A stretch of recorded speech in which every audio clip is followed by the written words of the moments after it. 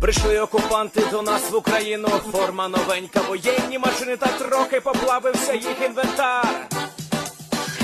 Байрактар,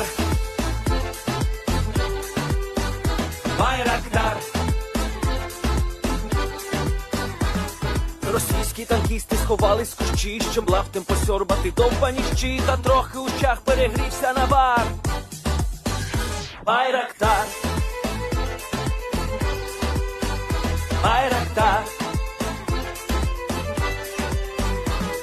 Приперли зі сходу до нас барани для восстановлення великої страни. Найкращий пастух баранячих отар. Байрактар, Байрактар. Їх доводи всяке озброєння різне, потужні ракети, машини залізні, у нас на всі доводи є коментар. Байрактар, Байрактар. Вони захопити хотіли нас зразу, а ми зачаїли на орків образу з російських бандитів, робить примар. Байрактар, Байрактар. Російська поліція справи заводить, там вбивцю рашистів ніяк не знаходить, хто винен, що в нашому полі глухар. Байрактар, Байрактар. Веде пропаганду кремлівський урод, слова пропаганди ковтає народ, тепер нове слово знає цар. Байрактар. Байрактар. Байрактар. Байрактар. Байрактар.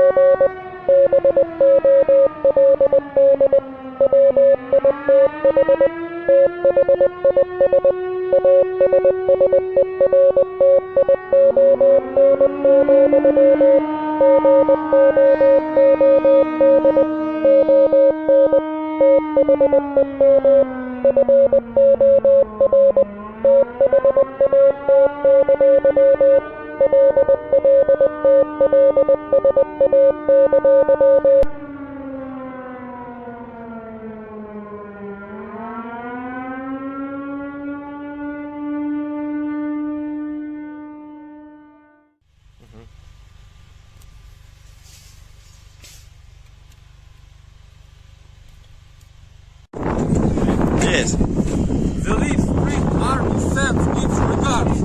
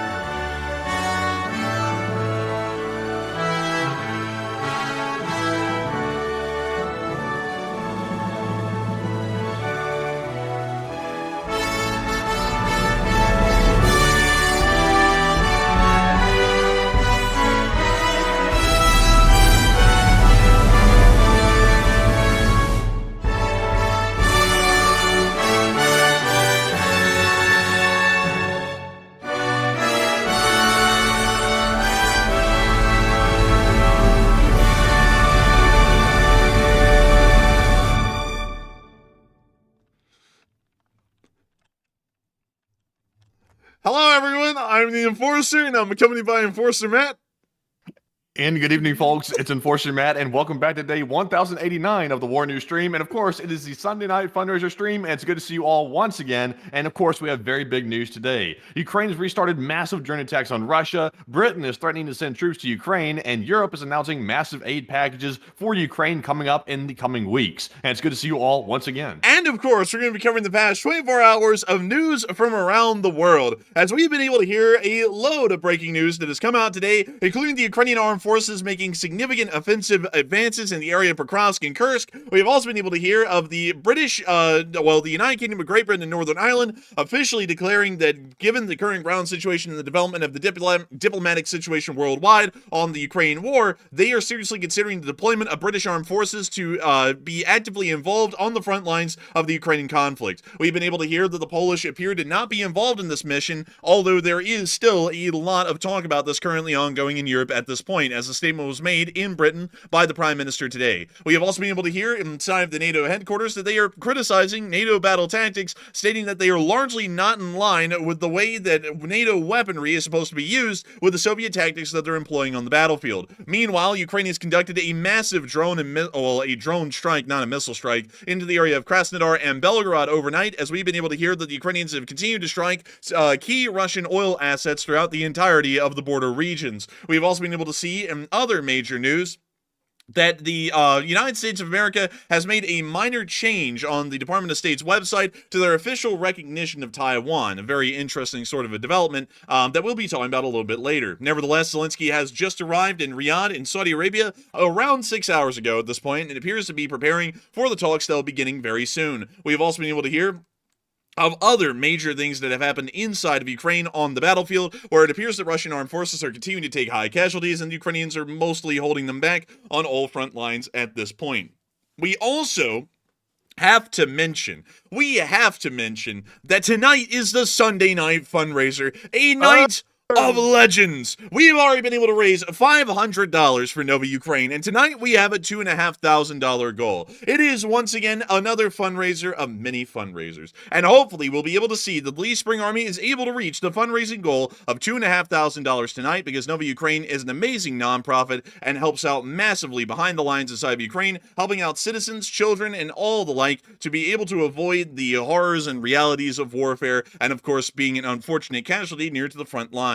Of course, any support that could be seen for Revive Soldier, well, not Revive Soldier Ukraine, Nova Ukraine, would be of massive help, and it would ensure that we continue as the Lee Spring Army to do our part to secure American and Western interests around the globe. If anyone will stand for it, the Lee Spring Army certainly will. But getting on into the major news that we've been able to get today, we have been able to hear by a direct statement from the British Prime Minister that they are considering the deployment of British troops into Ukraine in the support of Ukrainian armed forces that are currently fighting the Russian Federation within the front. We were able to hear this today as a direct statement from the British Prime Minister. The British Prime Minister wrote that the United Kingdom is ready to play a leading role in accelerating work on security guarantees for Ukraine. This includes further support for Ukraine's military, where the United Kingdom has already committed $3 billion a year until at least 2030. But it also means being ready to willingly contribute to security guarantees to Ukraine by putting our own troops on the ground if necessary. I do not say that lightly. I feel very deeply the responsibility that comes with potentially putting British servicemen and women in harm's way. That was a direct statement today by the British Prime Minister, as it does appear that they are now seriously considering the deployment of British armed forces into Ukraine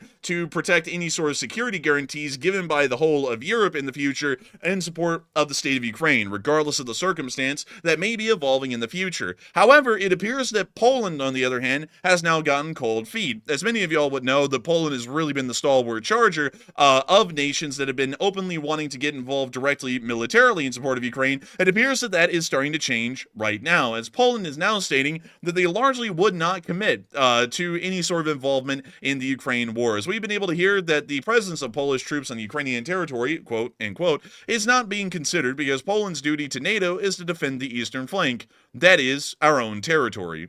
So now the Polish appear to be saying that they are only going to protect themselves, because that is all that's required under the NATO charter, considering that NATO is a defensive charter as a whole. Nevertheless, it does appear that many people are starting to talk a lot about the British statements that have been made quite recently, while the fundraiser is exploding. We've gotten up to $900. Holy moly. I actually think we're about to hit the fundraiser goal here incredibly soon, and hopefully we will be able to. But nevertheless, a lot of people have been talking about the British statement today, as it does appear that the British are trying to lead the charge to send troops into Ukraine in the future to actively be involved in the conflict if necessary. And a lot of people are putting in their thoughts on this, and some are saying that this will never work, and Putin would simply refuse. I don't really believe that that's even an option for discussion. I think the British will send them in, whether they refuse or not. Some people are saying that that's good, and that will work or be somewhat effective. Others are saying that the British are bluffing on this one only, and some are saying that they're a little unsure and undecided on this at this point. But it really is a major point of discussion. It's an incredibly major one, as a matter of fact, because we have rarely ever seen a country openly state that they would provide armed forces into Ukraine to actively be involved on the ground in the conflict if necessary in the future. The French have floated the idea, the Polish have suggested the idea, but the British have openly stated it today. And under no circumstances or caveats like the French have in the past, the British are simply saying that British forces could be in Ukraine, and if anything does happen, they largely will be involved in the conflict from that moment forward. But nevertheless, Matthew, what are people thinking about this, and what is everyone else thinking about it as well? Because there's got to be a lot of different ideas and different thoughts on what the British are directly stating today, almost as an overt threat to the Russian Federation and their future objectives inside of Ukraine. Yes, so now that we've heard from Britain today that they are willing to send troops to Ukraine to be a peacekeeping force in the event of a possible peace deal, it looks like 36% of the audience said that will never work and Putin will refuse, while 35% said that's good, it'll work and also be effective, and 19% said Britain is bluffing on this one. And I would say that it sounds to me like it was simply a proposal. It does not sound like Britain was necessarily threatening to send troops there to stop the war. They're simply saying they'd be willing to volunteer their troops to go there and ensure that Putin wouldn't reinvade if a peace deal was made. So I would say that so far it sounds like Putin would refuse that. He is not agreeing to any circumstance where European forces would come into Ukraine and prevent them from invading once more. Now, the big question is, would these British troops be covered under Article 5 protections? And right now, that is the unknown factor. It sounds like the U.S. is sort of advocating against that, and it sounds like Britain is kind of going with the fact they're hoping that they'll have Article 5 protection so they can have the NATO protections over them. So right now, we just really don't know that. But I would say I'm generally with the 36% that said Putin would refuse. But Enforcer, what say you? I would have to say that I do believe in a peace negotiation, the Russians would largely refuse this. I do not believe that the Russians want to see any peacekeeping force inside of Ukraine in the future.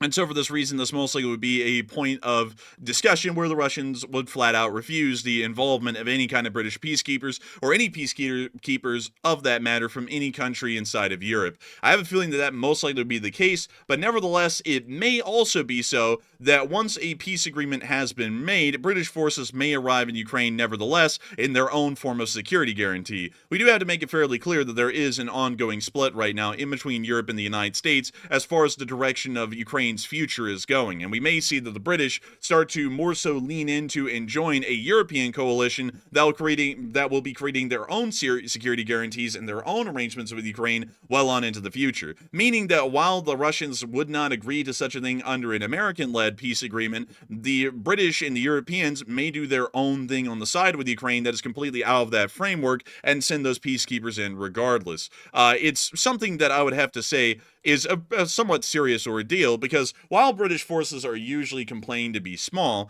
the British Armed Forces is not weak by any measure. The British Armed Forces are as modern and as advanced as their American counterparts here inside the United States, much like the French are as well. And so for that reason, having British peacekeepers in Ukraine would be about equivalent to having the same amount of American units in Ukraine as well. It's a bit of a misnomer that a lot of people have to think that European countries are practically weak, hopeless, and defenseless. Most of them, while having somewhat smaller militaries and smaller defense budgets, have a I guess you say a fairly lean but well-trained military in each and every single one of these nations. The British Army is especially not lacking in any one of those categories. And to really quickly show y'all a little bit of the British Army, this is it. Some of y'all are thinking, isn't it the Royal Army? No. The Royal Army is not a thing. The Royal Army technically never existed because the British Army has existed since 1707, I believe, with the Union of England and Scotland. So this is the army of the United Kingdom, not England.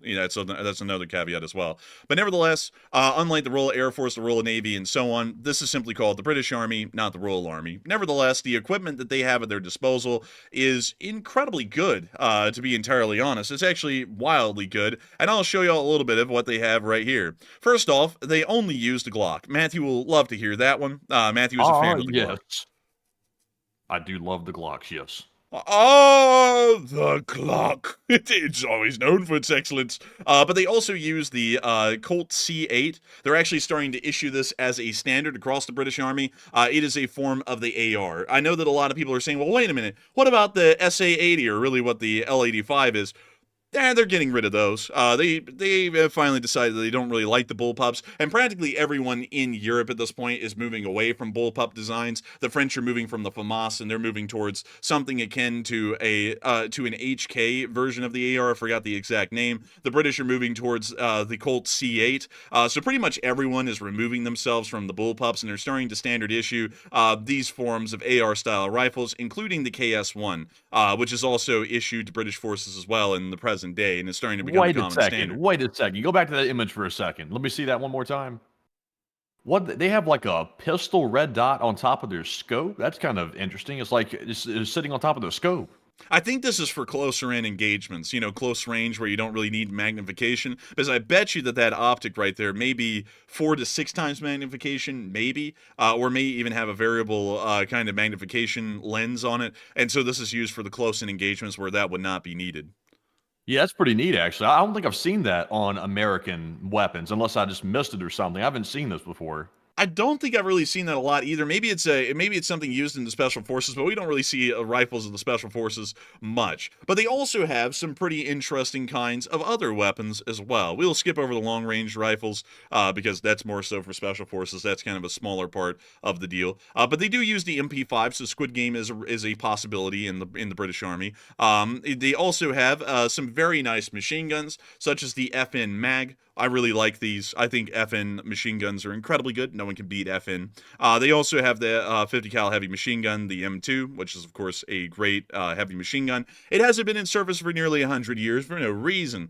They also have a great deal, moving on further down, of different kinds of equipment within the British Army, which I want to find y'all really quickly. For example, the Challenger 2, which they have quite a significant number of. They have a couple of hundred of these, which for the British Army is a fairly significant amount of armor. We also understand that they are currently bringing in the Ajax, which is going to be replacing the Warrior. The Ajax is the best thing I can explain it. It's a lot like a CV-90-30 or a 90-40 in practice that the Swedes use. A very good armored personnel carrier, an infantry fighting vehicle more so, that has a very good ability to transport a large number of troops and also provide fire support while it's dismounting the troops. We also understand that they're bringing in a good amount of Boxers as well. They're actually planning on having 623 Boxers in service by 2032, a very significant number. And we can also see that they're planning on having 589 Ajaxes in service by 2029, while their tank forces are going to be decreasing in size from 213 currently in service to 148 in service by 2027. The British doctrine is starting to move away from the use of larger main battle tanks and beginning to focus more highly on electronic warfare and also the use of infantry fighting vehicles in larger numbers with integrated artillery support that's more precise and larger in volume. We've also been able to see that they do have 625 Warriors in service, a very good infantry fighting vehicle. Haven't really seen them in Ukraine, but they're still very good at that. And they also have the Bulldogs, which are FV-432s. They're largely the British version of the M113. They also have, of course, all of the different kinds of MRAPs that one could imagine. The British actually have a wild number of these, and I really love these, the Jackal. Like, they're just incredibly cool. They look like a really big souped-up, like, ATV. Well, not really an ATV, but a universal, like, go-kart sort of a deal. It's kind of funky looking, honestly. I think a Jackal might be an appropriate name for it. I'm not really sure what this thing looks like. It's like a truck, but not with a real frame or something on the sides, or like a chassis. Not a chassis, but like a body to it. Yeah, I don't know what that really is, but it is cool. It's incredibly cool. Oh wait, hang on. Let's see. It's the Supacat HMT. I like how they put Supa, S-U-P-A. It's the Supacat. It's Supa. But it's the HMT 400 4x4, and it's used by the light cavalry regiments of the Royal Armored Corps, and also the light recce of the strike infantry. So it's a reconnaissance vehicle for the large part, but still pretty cool. Also, they of course have loads of others, but most importantly, they actually have a decent amount of artillery. They have 126 L118s, which are 105mm light guns. They also have the 57 AS90s, which are heavy SPGs with 155mm caliber main guns, incredibly good. They also have 14 Archers. These are actually a recent acquisition of the British Army. And we've also seen that they have 29 M270s. So this is the HIMARS times 2. That's what the M270 is. And not only that, they plan on upgrading the number to 76 of them by 2029. So in terms of artillery support, the British are going to be stocked up by that point. And also they're currently trying to get some Extractor 2s or Exactor 2s from the Israelis, although they're not going to be in large numbers. They also have very competent air defense as well, much like any other European country. In general, their army is tops. That's the best way to put it, even with their size, which is fairly small. British armed forces would pose a major issue for the Russians to fight against, simply because the quality of a standard British infantry unit would be far greater than any that could be seen on the Russian side in terms of technology and firepower that could be leveraged against enemy forces. So for this reason, the British saying that they could send in peacekeepers from the Royal Army, or really the British Army, correction, is actually a pretty decent kind of a statement, and probably would be leaning the Russians into a bit of a panic if that was to happen, because that truly would be, in terms of firepower, about the same as the United States sending its own infantry brigades into Ukraine into the future, or the French for that matter. But nevertheless, moving on from that, We have been able to hear something today while the Europeans are moving towards trying to help out Ukraine into the future. We've also been able to hear that there's been a criticism leveraged against Ukraine today from NATO.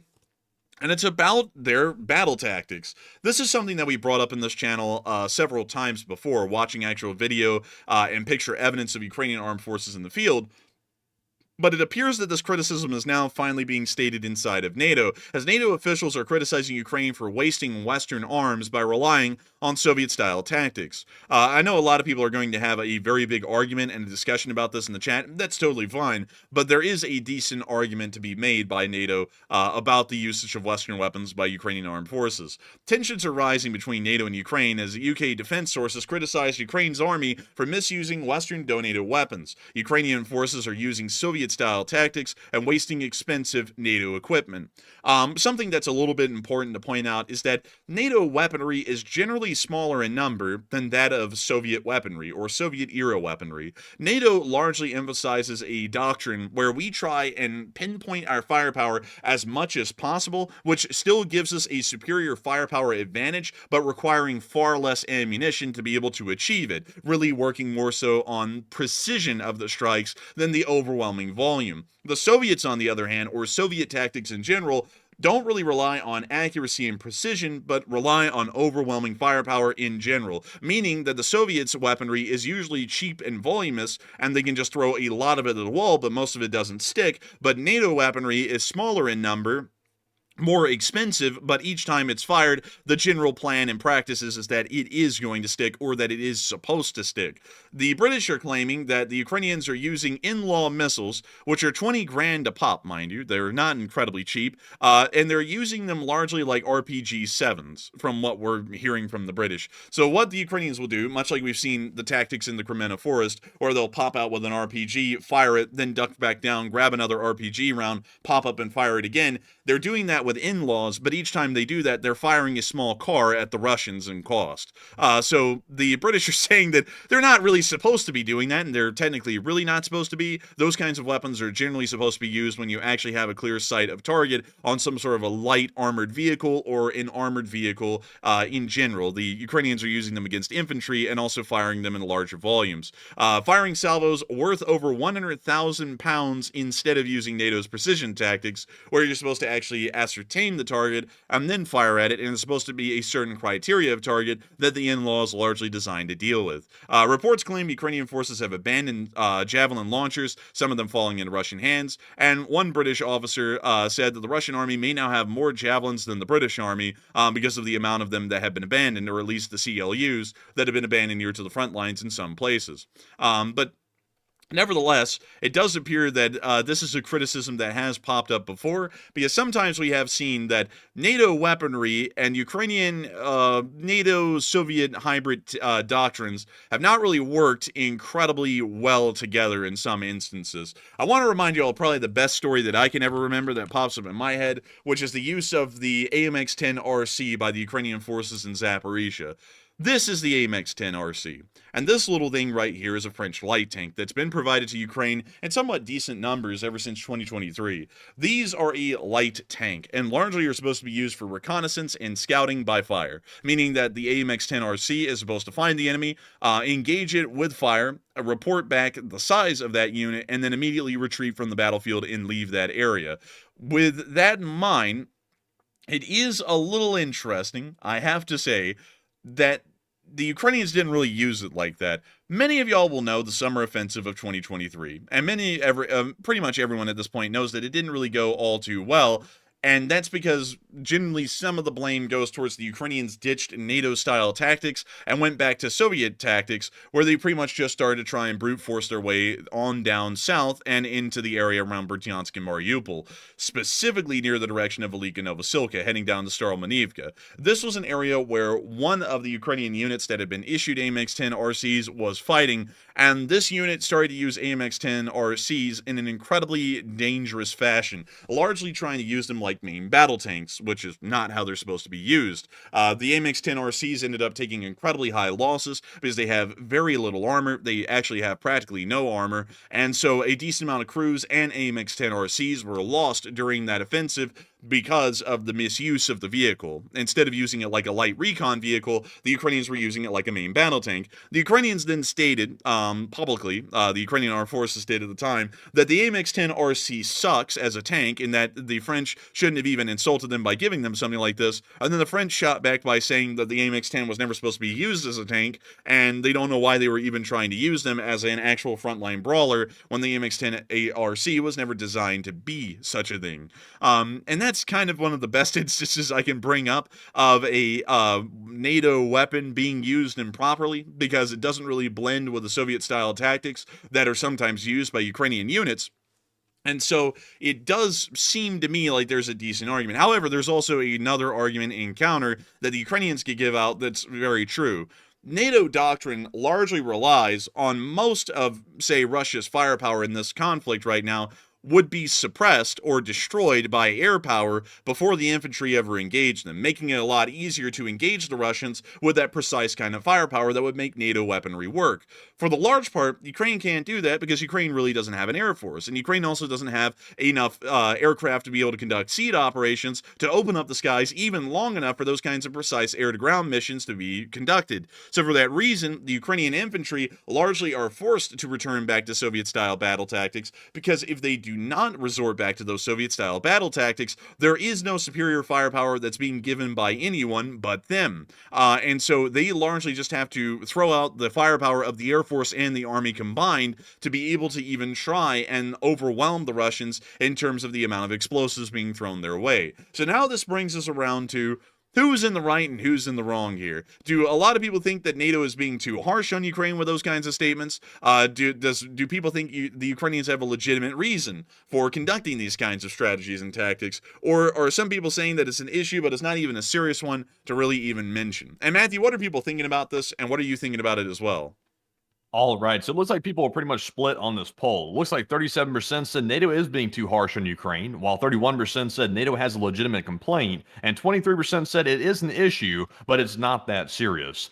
And I will say this, we have been mentioning for quite some time that Ukraine does use some sort of outdated tactics, and also they do seem to waste weaponry from time to time. But once again, they are fighting for survival, they're fighting for their lives, and also they do not have air superiority over their skies, which is a pretty big distinction. So I would say while this is an issue, it needs to be addressed. It doesn't need to be like an end-all, like the world's coming to an end type situation. I would say, generally speaking, it sounds like NATO, which once again is chaired pretty much by the United States, and right now the United States is sort of taking a little bit of a contrary position to Ukraine at the moment, at least temporarily. It sounds like they're trying to find a reason to criticize Ukraine, at least in my opinion. So while it is legit, it's not like the world's crumbling down, in my opinion. But Enforcer, what say you? I would have to say I really see where both sides are coming from here, but at the end of the day, the Ukrainians are having to do what they can, and these are the kind of tactics that they have to employ on the field to be able to try and overwhelm the Russians. They are not in a situation like the British would be in, or any other country in NATO would be in, where they actually could emphasize a NATO doctrine full and through.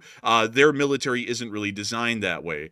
So I would largely say at this point that the British, because this actually complaint was lodged by the British today in NATO, don't really have a good foot to stand on there to say that the weapons are being used improperly, because Ukraine doesn't have all of the weapons necessary to really be able to try and emphasize a NATO precision strike doctrine where they're able to achieve superior firepower through less munitions and precise strikes. They really just don't have that kind of an ability at this point, and that's why NATO weaponry issued to the Ukrainian army really can't even be used to its full potential, because they also don't have the NATO air power that would be required to achieve a situation where the ground forces could use NATO equipment to that great level of efficiency.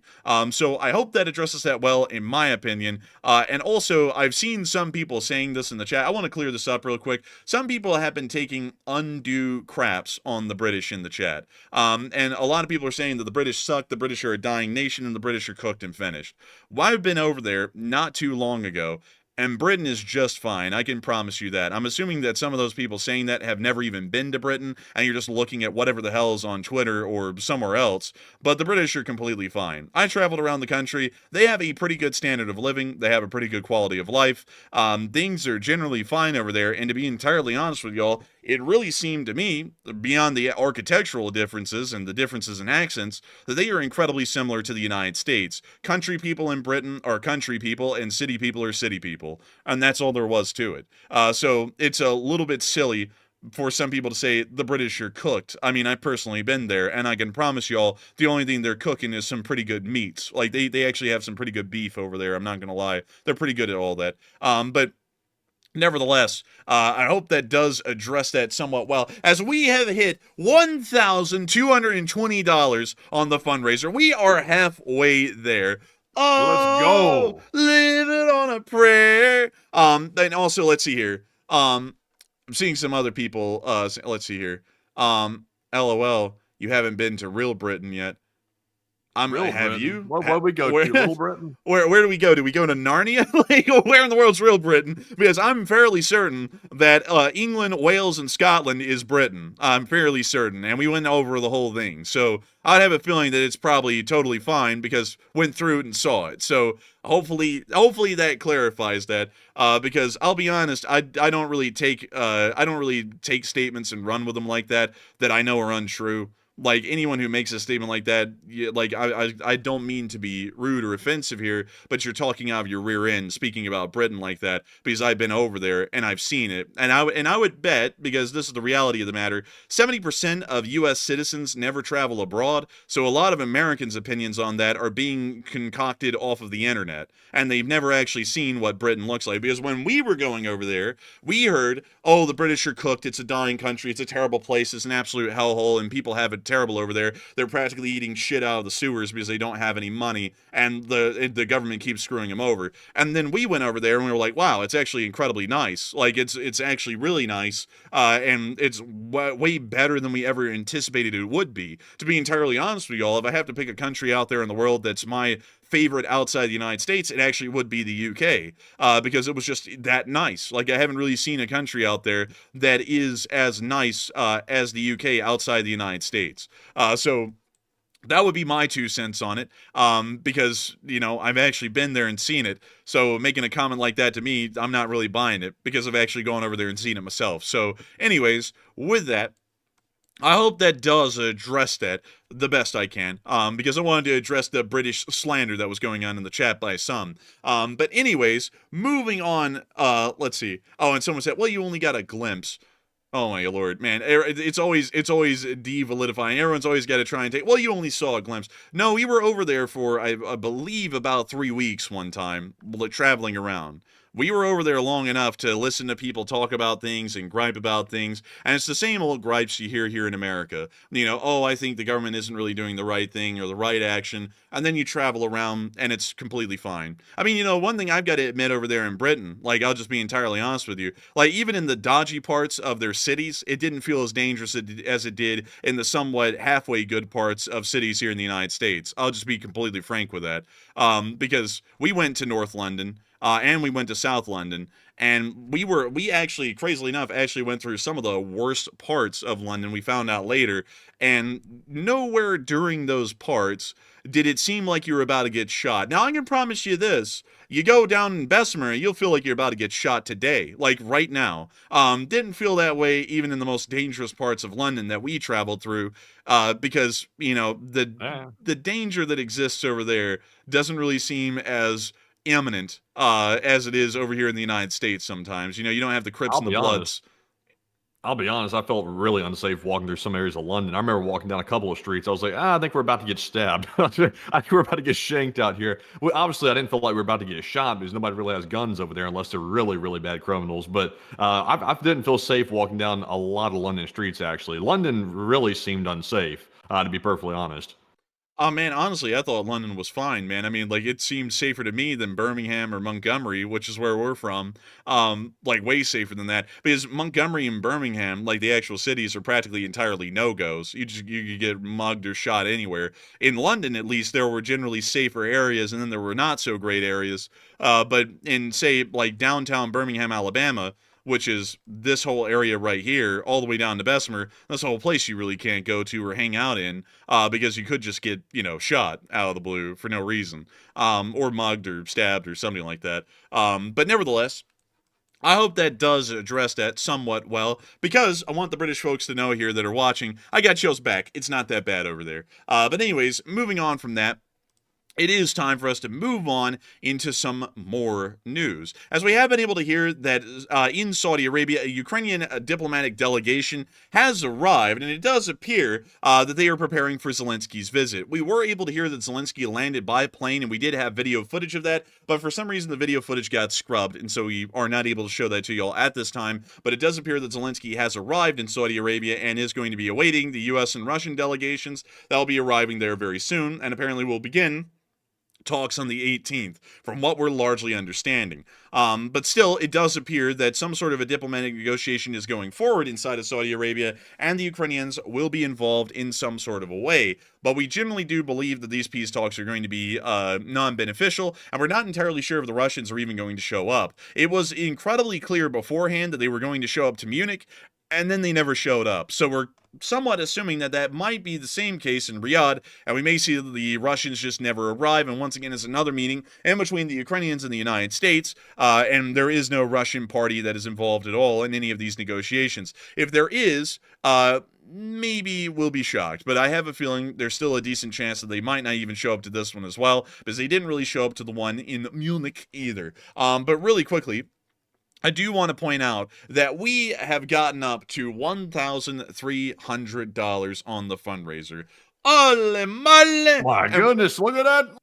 After almost $1,300. What is that? That's over halfway to goal, actually. That's a little over? That's over. Yeah, it's a little bit over. Yeah, it's a little bit over. And hopefully we will be able to see, hopefully we'll see that we are able to hit that fundraiser goal tonight. I have a feeling we can. I have a feeling we will. And so hopefully we'll be able to hit it, because the Lee Spring Army has never missed a fundraiser goal in its entire history. So I'd hate to see that we missed it tonight, and I don't think we even will. But nevertheless, I hope that does address that somewhat well, at least the best in my opinion. And with that, it is time for us to move on out of the Saudi Arabian news section and to move on over into something else, something over in East Asia, where we were able to see that the Department of State has changed a little line on their website today. This was the original website page as it existed before the change, but we're now seeing that something has been changed recently.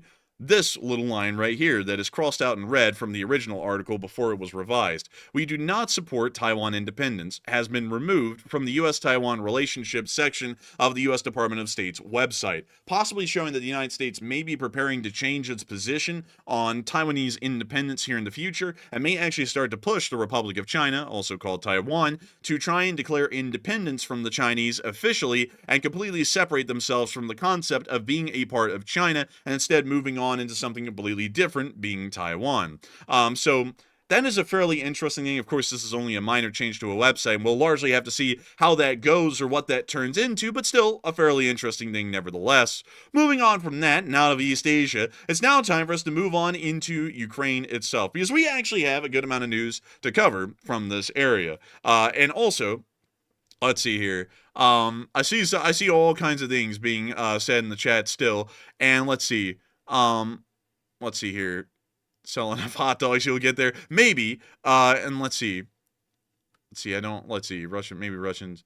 Hang on here. Someone said maybe the Russians accidentally shot their own diplomats. Nah, they didn't do. They just didn't show up. And also, I see some people saying all kinds of things. It's interesting how the topic of Britain being a good country is a question or even a discussion.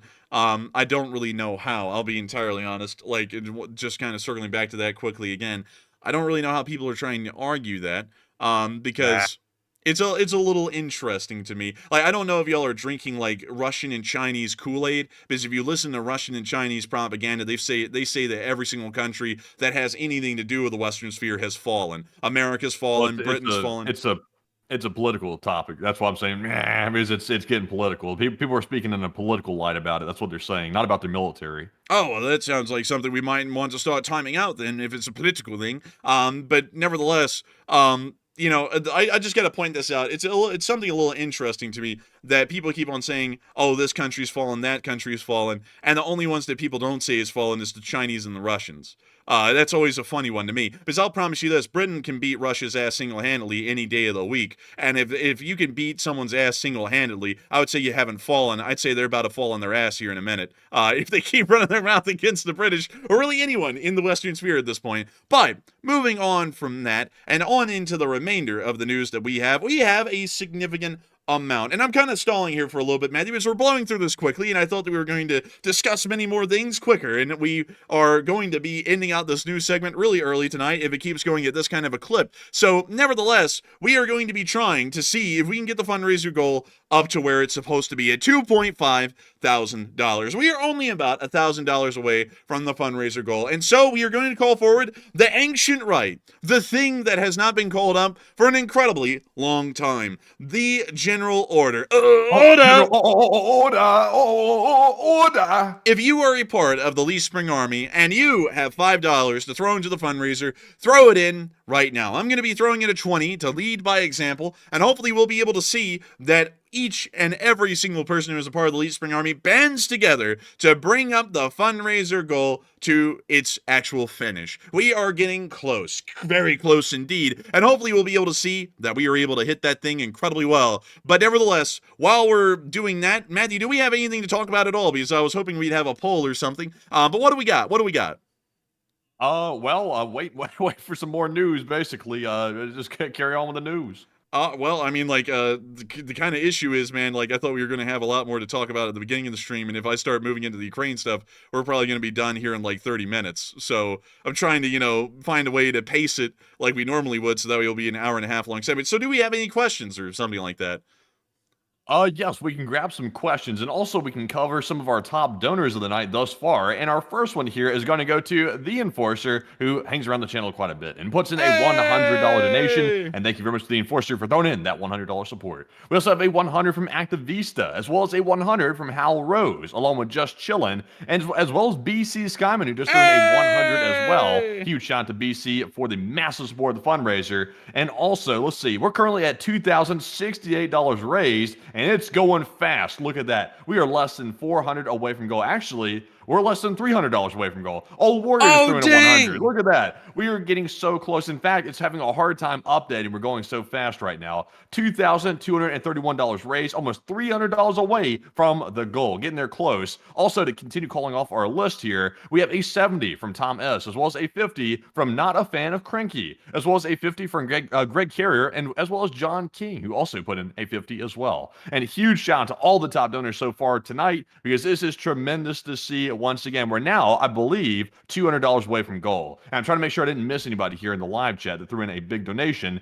And it looks like we are up to speed. A ton of $5 donations coming in, which is mainly what's taking us up close to the goal. So, Enforcer, what say you? I gotta say, an absolutely amazing fundraiser so far. And we are only $150 away at this point from the fundraiser goal. Hopefully, we'll be able to hit it. Hopefully, we'll be able to hit that thing.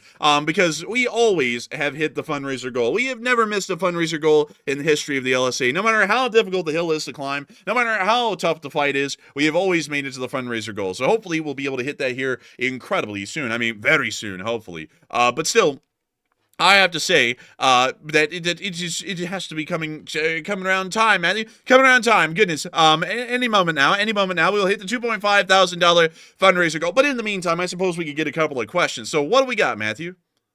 All right, so our first question here is going to go to B-Dog from the live chat. They said, what do you guys think? Holy moly! Dude, we just hit the goal! Hey! Oh my god, look at that! We smashed the goal, baby! Let's go! Igor! Let's go, baby! And a huge shout out to Flowers. Huge shout out to Flowers. 150 from Flowers, by the way. Huge shout out for that. Another massive support coming in. Dang, man, look at that. A 333 from someone. It says anonymous.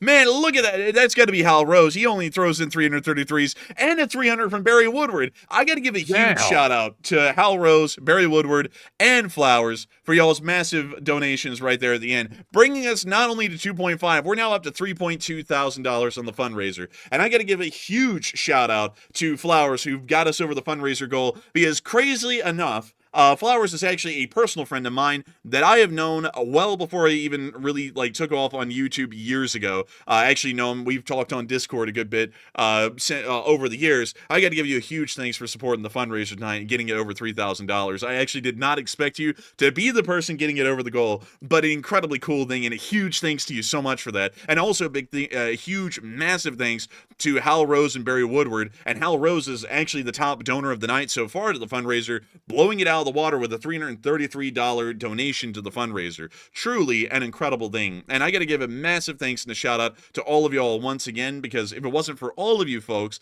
both the big donations and the small ones, we wouldn't be able to make this channel possible, and we wouldn't be able to keep getting the news out to each and every single one of y'all every single day, pretty much in perpetuity until the end of time. This is almost like purgatory when you think about it, Matthew, because we do this every day until the end of time. But hey, it is what it is, I suppose. But nevertheless, Matthew, what kind of questions do we have? All right. So with that, we are now moving on to that question from B-Dog. He said, what do you guys think about the U.S. threat to withdraw from NATO?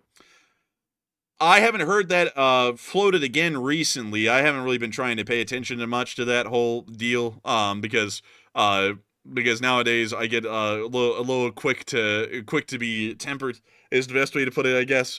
But beyond that, Matthew, have you heard anything about that? Is there a threat of that floating around again?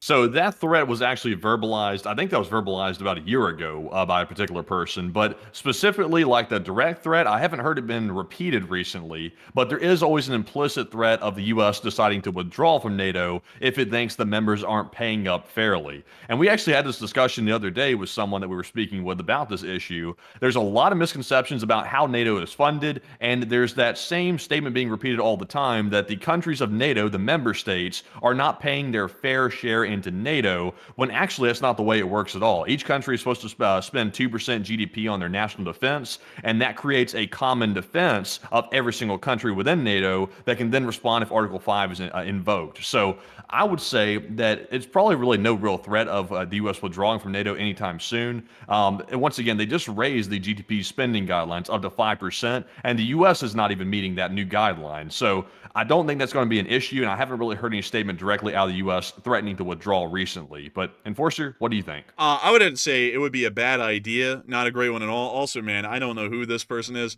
but they're like misinformed on everything. This guy called Sergeant Schultz said, so if we are attacked, no one else is obligated, yet we would still act for NATO if they were attacked. Dude, I don't know what hole you crawled out of. Say that again? Like, so what they said, to paraphrase it, is that if the United States is attacked, NATO tells us to stick it up our butt, and they're going to do nothing. But if Europe gets attacked, then we have to help them out. And he said, that's stupid, and that's not how it works. No. But Article 5 applies to every member state. If a member state goes to the NATO Council and says, we need to take a vote and, under Article 4 and have a convention, and then we're going to vote to invoke Article 5, if they vote to invoke it and actually make it active, it becomes active. It doesn't matter who has called for the vote. Dude, well, the reason why I said I don't know what hole he's crawled out of is that he was one of the leading people who said Britain is a dead country. And then when I said we traveled around a good bit and it looked totally fine to me, and then they say, well, I bet you didn't see the real Britain, something like that. Like, I don't know what hole this guy crawled out of, but a lot of bad takes today. Like, that's like, I don't know if you know this, buddy, but the only time that Article 5 has ever been invoked by NATO, it was because of 9/11 when the US got attacked. Europe has never invoked Article 5 in any sort of a situation. The only time it's ever been invoked was by the United States because we got attacked by Al-Qaeda on 9/11. So that would be a pretty goofy statement to make because historically, literally history goes completely against that claim. The only people who've ever used Article 5 is the United States, and then everyone came charging in to go hop into Afghanistan with us when we wanted to invade them in 2001. So that bad takes. I'd have to say, sadly, bad takes all the way around right there. But beyond that, man, we got freaking crazy amount of bots. Like, I saw a bot come in a minute ago. It said NATO started the war by bringing them into NATO. Ukraine's on Russia's border. This was a provocation. Well, no. We actually had this discussion as well the other day. Russia was trying to annex Crimea well before Ukraine ever called to be put into NATO. Like, they were already doing that at that point. Russia was already doing that. They also started these separatist movements in the Donbass because that was also before Ukraine actually said out loud, we want to actually be in NATO right now. They did that before that. So no, NATO did not start this whole situation. Russia started it, and then Ukraine realized Russia just annexed Crimea. They're also starting to eat away at our borders in the Donbass, and we better get into NATO quick before Russia invades. It didn't happen, and then Russia actually invaded. So hell no, that's not the way it happened at all. Yeah, that's not how it happened at all. But man, I'm telling you, man, the bots are coming in hot and heavy tonight. I think the bot farms are getting cooked up again in Russia, because it's a little bit bizarre how many like either bad takes are coming out at this point or just straight up Russian chilling is happening in the chat by people we've never seen before. But still, it's a crazy thing. Like it's a absolutely crazy thing. But we talked about all this because we know folks that don't really pay attention to this much at all. And they only listen to kind of like the mainstream statements. And you never really know how little people research about stuff or how easily it is to misinform people until you listen to folks who don't pay attention to this as their job, like we do. And we heard the whole deal that, no country is paying into NATO properly. They're not paying their fair share. And that's not true because no one pays into NATO a fair share of anything. They pay for their national defense. So, if you're complaining about anything, you're complaining that Germany isn't spending enough money on Germany's military, which, I got to just say this. If America is supposed to not be involved in anything in external affairs, why are we complaining about how the Germans are funding their own army? You know what I mean? Like I don't mean to like point out hypocrisies here to just, point them out, but I still don't get like the conflicts in statements. Like some people say it's all our problem for everything in the world, and then no one really wants to have a say or care about what's actually happening in the world. And then someone wants to say it's not our problem, and then we want to whine and moan and complain about how much Germany's spending on their own military. It's like, I don't know. Like I always feel like there's a disconnect in between what people say and what people do. It's almost always the opposite of whatever they're saying or doing these days. But beyond that, Europe is doing just fine as far as their support to Ukraine. Actually, as a matter of fact, the number came out today through the compilings again as to how much Europe has provided in total to Ukraine in military support and how much military support the United States has provided. And crazily enough, the United States has provided about $114 billion up to this point in military aid and assistance to Ukraine. The Europeans have actually provided about $134 billion in military aid and assistance across the entirety of the continent of Europe. That's not NATO, and that's not really the European Union. That's just all European countries combined. So as far as it's going, Europe is actually, crazily enough, footing the bill in terms of military support to the state of Ukraine at this point. A lot of that you really don't see because the Europeans have pretty much become the ammunition mule of the entire conflict and the ones that provide most of the ammunition to Ukraine, which is pretty much expended as soon as it arrives, unlike American equipment, which is things like Bradleys or Abrams or M777s. The Europeans have been providing a significant amount of military support to Ukraine and are more than half responsible at this point in terms of funding for keeping the Ukrainians alive. So that's a fairly interesting thing that's sort of changed recently. But beyond that, I hope that does address that whole side of things fairly well. And also, let's see here. Howard Mendelson said, could Enforcer give a brief history of Russian imperialism and how they annexed Crimea under Catherine the Great? That is a really in-depth kind of a thing, actually, to talk about Russian imperialism, because there's actually a lot of different parts to it. Russia exists today largely through the imperialist actions of the 19th and 17th, well, the 19th and 18th centuries for the large part. But we could talk about it, but they largely annexed Ukraine for the most part during that time as well. And that was coming towards the latter end of the Polish-Lithuanian Commonwealth, which was collapsing at that time. And so Germany came in, and then Russia came in, and they largely just carved up this entire area of Eastern Europe. Most of it went to Russia, some of it went to Germany, and that was largely that. But let's see here. I'm trying to see if there's any other interesting statements that we're getting from the chat, like Rheinmetall, which are chucking up to 750,000 155 millimeter shells per year. Crazily enough, Richard, you are correct. Rheinmetall actually is producing around 750,000 shells per year. We actually have the statement right here, and that's per the CEO. 750,000 shells per year. I don't know why I said that like a German. I said thousand. But 750,000 shells per year being produced by Rheinmetall actually comes out to be around, I believe it was 60-something thousand shells per month, which is more Rheinmetall is producing more shells per month in their single company than the entirety of the Russian Federation is firing in artillery over a single month of the war in Ukraine. The Russians fire about 50,000 artillery shells a month in Ukraine. Rheinmetall, as a single individual company, is producing around 65,000 shells a month. So it certainly is showing that Europe is ramping up in the background arms production and munitions munitions production, which is something that's really being quietly understated by many, including really a lot of people in the Ukraine war segment, which make it still sound like the Europeans are just kind of, sliding on along and not really making it sound like they're rapidly beginning to industrialize on the military level. But let's see. And let's see. Someone said you need to do research on, let's see, what is currently going on in Britain. Then we expect a retraction and an apology. Oh, that's a little strongly worded right there. I'd consider you to maybe reconsider that one. But beyond that, no, I know what goes on in Britain. Because that would be a little goofy for you to expect. I think you've been around for a couple of years too. That'd be a little goofy to expect that I wouldn't know what's going on in Britain. I pay attention to most everything. It's just that we don't talk about it. Britain is largely fine.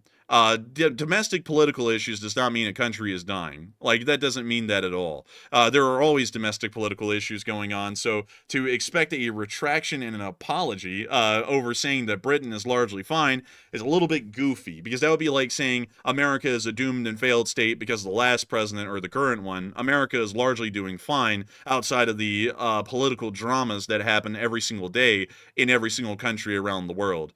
And I'll be honest. Also, by the way, this is highly political, by the way. I don't know if you know how political this is. Yeah, but I mean, like, but here's the reality, though.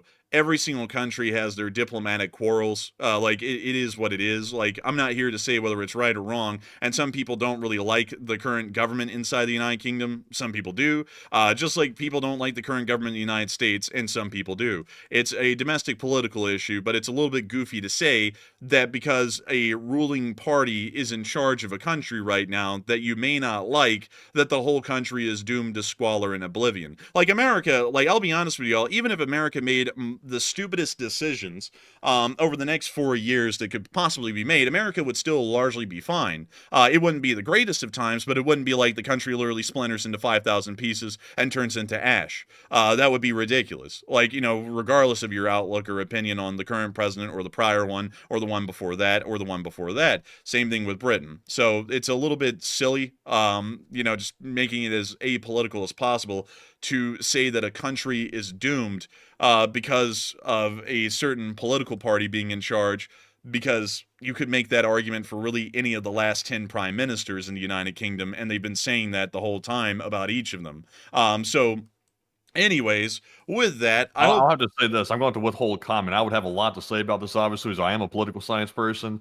I mean, personally, there's a lot more to the whole situation than what's being said here. But we don't cover politics, so that's why I'm not saying anything about it. But it's very, very political type of topic here. Oh, well, I guess we'll just leave that for some other time around, you see. But nevertheless, I hope that does address that a little bit well, at least in my opinion. But with that, we are on to the next one. All right, so our next question here is going to go to 60TP, and thank you very much for the question. They said, what do you think will happen in the Middle East, because the ultimatum time is just crossed for Hamas and nothing has happened? Oh, nothing's going to happen. Like, it's if the Israelis do something, it'll probably be in like 5 weeks. It'll look like it's not even attached to what happened. But as far as the ultimatum, it passed. And nothing happened. So nothing is going to happen at all at this point. It's now Monday over there in Israel, and nothing has still happened.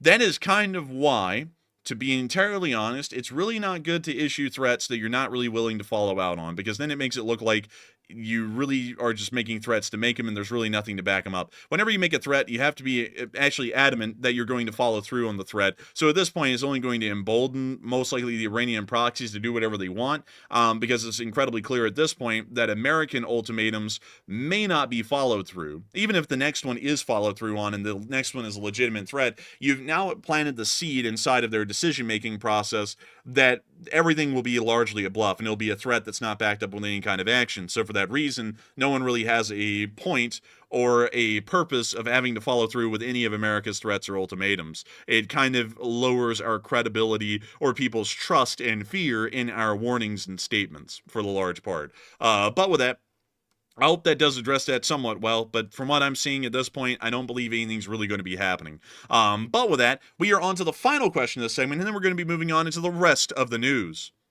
All right, so our last question here of the segment is going to go to LSA Up Guy 420, who says, what are the chances that Europe is trying to become a military powerhouse of their own once again?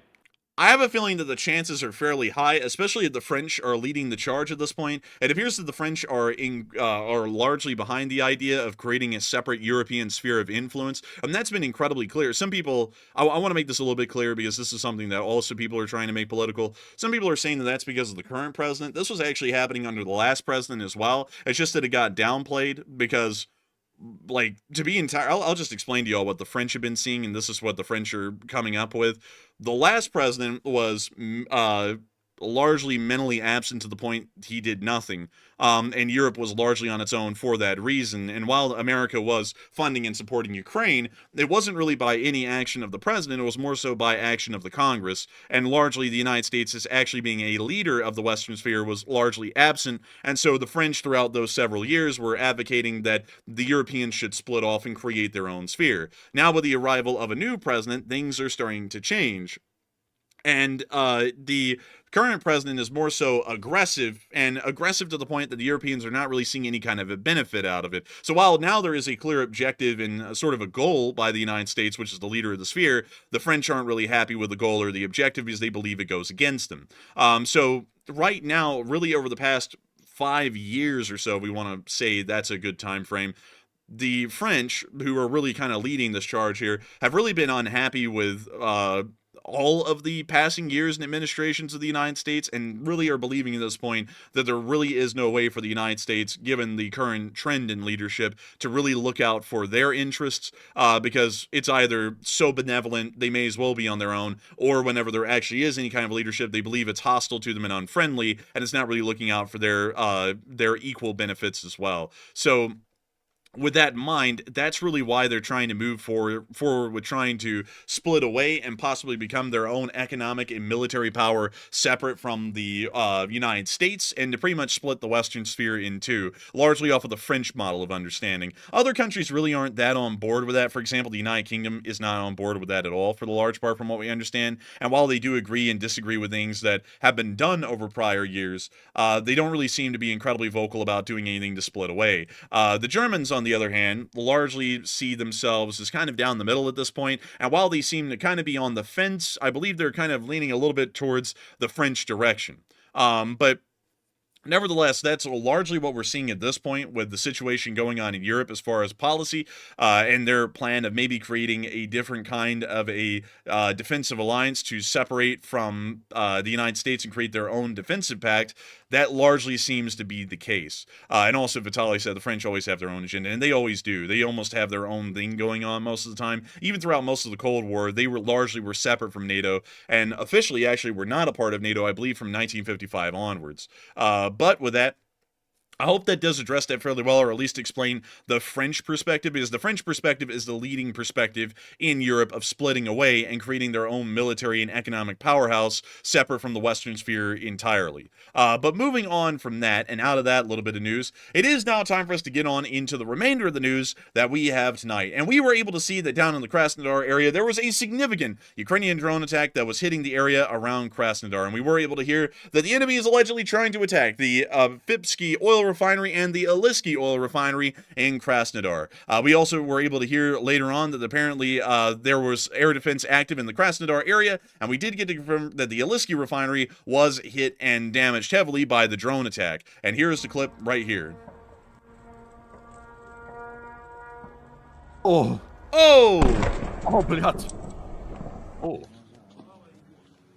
Идет.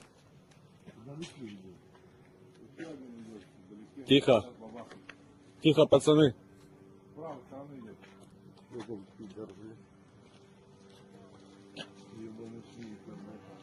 Уже рядом. Рядом.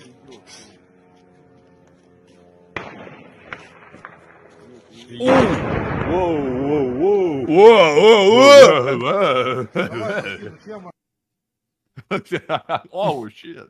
And we see another hit out there in the distance. Also, by the way, anybody asking the live chat how to donate to the fundraiser if you're in certain countries, unfortunately, certain countries are not allowed to donate due to legislation preventing your country from allowing donations to the charity. So sadly, there's nothing we can do about that. I do apologize for the inconvenience. I didn't expect someone to just start yelling in the middle of that, but yes, Matthew was right. There's geographical restrictions to some people's ability to support.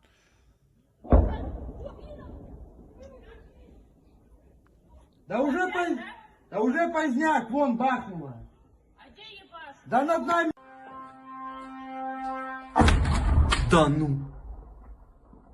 That like hit right outside the window. Like it's like right there.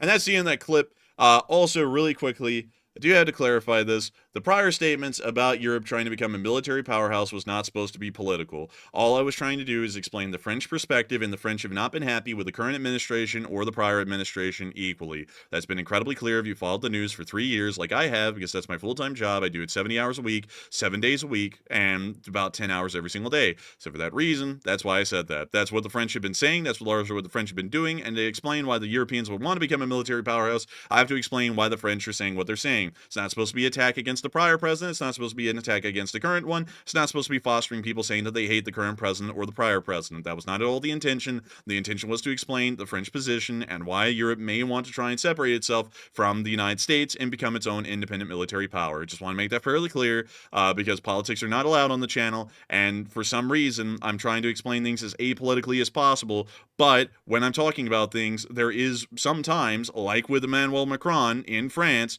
things that he has said against both administrations that, while they have been said, they're largely apolitical because France isn't voting inside of U.S. elections. They're just looking at who's in charge and whether they like the direction that the Western sphere is being moved in by both of those presidents, and they don't like it. I'm not saying that I like it or dislike it. That's what the French have been saying. Don't beat me up for it. I'm just a messenger, and I'm just here to get you your news. So thank you for that. Moving on from that, we were able to see some additional video and picture evidence in Oblast, where we did get to see the actual refinery itself, which is right here. And we could see that a good part of it was still under construction. We also were able to see some additional video as the fires were beginning to rage, and the Russians blurred out about 2/3 of the video, only showing us the little top of the fire and the smoke, although we already know that this is the Oblast refinery.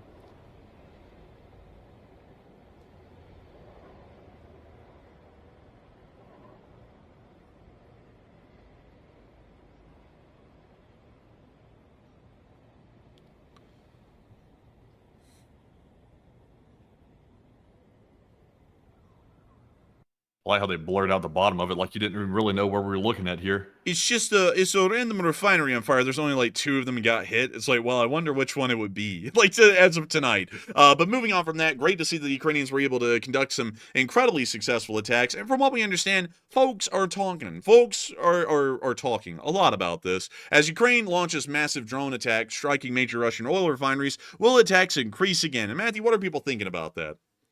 All right, so once again, the question says Ukraine's launching these massive drone attacks once again, like we just saw in the video, and they're striking major refineries once more. They're back at it again, and will these attacks increase once again? So it looks like the overwhelming majority of the audience, about 80%, said yes, they are about to increase these attacks once more, while 15% said that they never really stopped, and 2% said no, these are isolated attacks.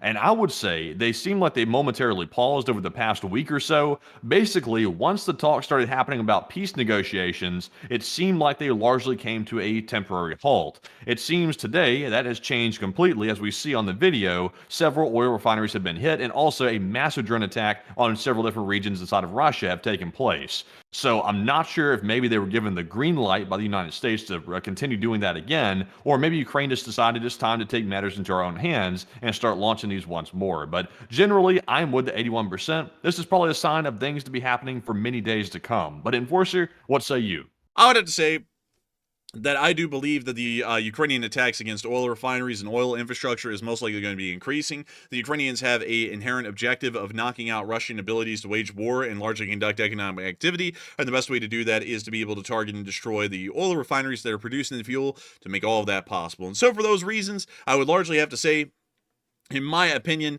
that the Ukrainians are going to be conducting far more attacks here in the future.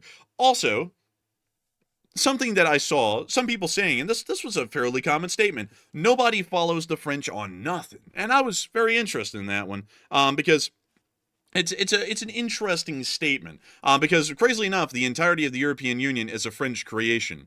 The French made the European Union largely way back in the 50s as a union of France and Germany economically. The idea behind it was that France would never be attacked by Germany again if France and Germany were so economically intertwined in link that if the Germans tried to invade and largely take over France, they would destroy their own economy in the process. So France merged Western Germany into something that was a predecessor, well, not really a predecessor, it evolved into the EU, but at the time it was called something a little bit different. But nevertheless, the European Union is largely France's creation itself. And so for that reason, the French actually play, as far as the development of Europe as its own, I guess you could say, international entity across the continent, actually plays an incredibly large role in that, and for that reason, France actually does have a pretty decent amount of sway inside of European policymaking as far as foreign policy is concerned.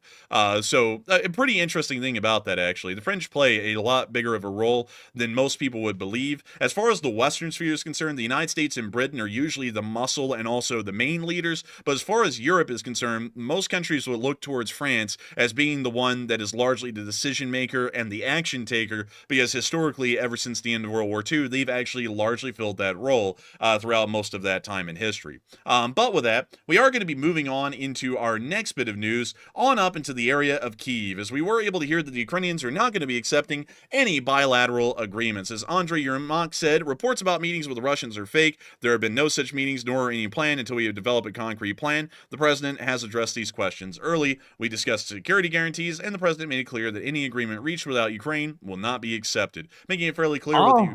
Well, how can that be? Because I thought Zelensky's entourage is in Saudi Arabia right now to have talks with the Russians and the United States. So, I mean, was that statement made before or after they showed up in Saudi Arabia? That was made before, so I think it might be a little dated at this point. I was actually about to say that, but I think we hit that on the nail right there. But moving on from that, we also got to see an F-16 in flight. Look at that thing. Fuel tanks, GBU-39s, AIM-9Xs, and AIM-120s. A real loadout for a real American aircraft. Scream! You know, or whatever the Eagle sound is. But moving on from that and into our next bits of news, we also were able to see, and the location unknowns, though the Russians are now employing cavalry, like legitimate cavalry. They're back in the Middle Ages, folks. We are so back. So they've upgraded from donkeys, to horses, cavalry, some of these equestrians. And look, another one.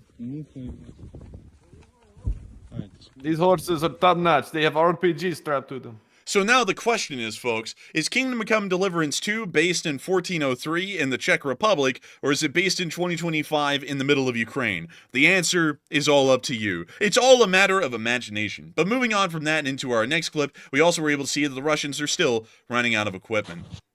This is an abomination. This is what used to be a 35mm anti-tank gun from World War II, and the Russians took the 35mm gun out and installed the 2A42 autocannon of a BMP-2 into the gun carrier. So it is technically a towed autocannon. I don't really know how to explain, but here's the clip. Вот такую вот хуйню изобрели. Вот эта пушка, это от БМП-2.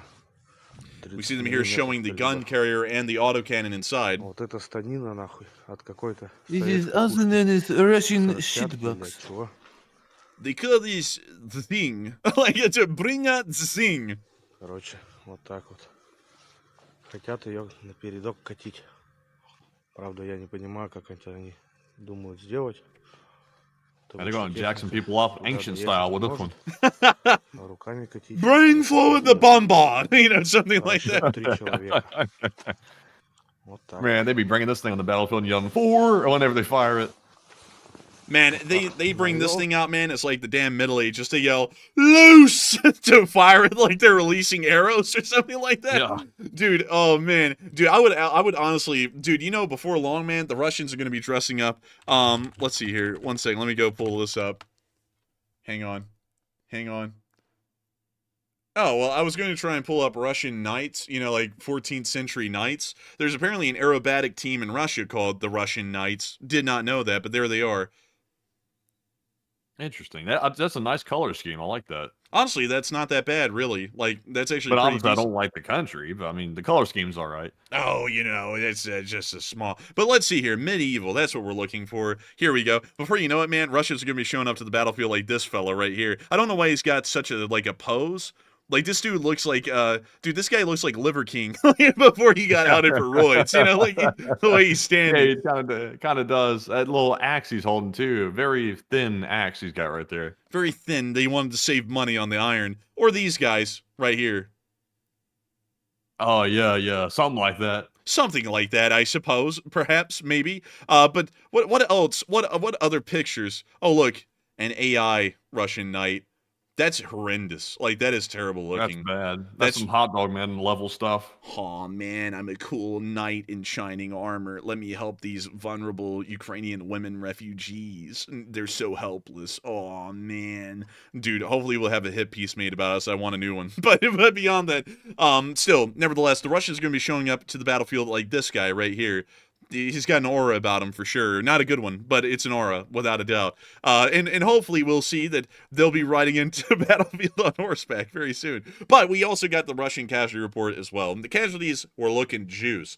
Oh my goodness. Only 2 Bobcats once again. I think at this point, I have a feeling they might just be putting a number 2 in the Bobcat segment as like a placeholder, because how can it be 2 every single day like this? It's crazy. It's been like that for ages. But Enforcer, tell us more. Dude, the Ukrainians are like, 2 Bobcats, 2 Bobcats, and 2 more Bobcats. And that's like the casualty report every day. But Misty's and Keeper of the Records put out some great numbers. 1,730 Russian soldiers wounded and killed is tied with the third, with 3 days in December and January as the 15th highest daily loss, and is the highest since January 22nd of 2025, which was a little while ago, mind you. 84 armored personnel carriers is the 5th highest daily loss, and other categories are much lower than in recent weeks.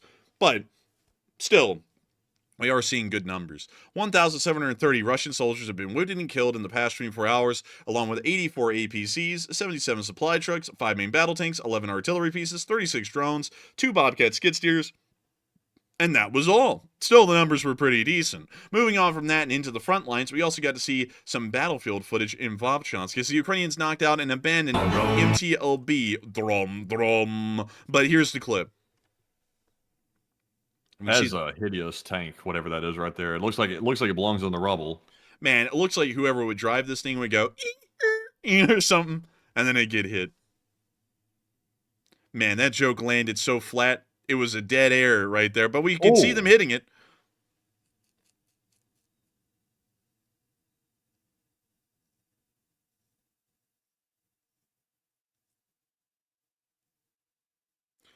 We see that they cooked it in Warsaw. I mean, sorry, correction. But moving on from that and into our next clip, we also get to see down near Kupiansk area a grad firing in the snow. How beautiful. That is beautiful right there. It's Very almost like perfect Photoshop. Bliat. Yes, very nice. Wait a minute, is the whole Ukraine war fake? You said Photoshop. Are we about to expose the deep state for their faking of the whole war? It's like the book 1984, Matthew. It's not even happening. We've been covering a lie. Bliat. They want to turn up the contrast, Bliat. It's propaganda. The fire was not this red, Bliat. It was not that red. It's fake. Man, a propaganda, man, is what a British person does when they take a good look at something. But moving on from that into our next clip, we also get to see up in the northern area the Russians getting hit somewhat hard by anti-tank mines, no less. We just see them hovering the anti-tank mine over their dwelling. And this is what the Ukrainians call a no-knock warrant. Oh my lord! Oh, a no-knock demolition. Man, I tell you what, man, very nice to see. But moving on from that and into our next clip, we also get to see Russian walking around on the front in crutches.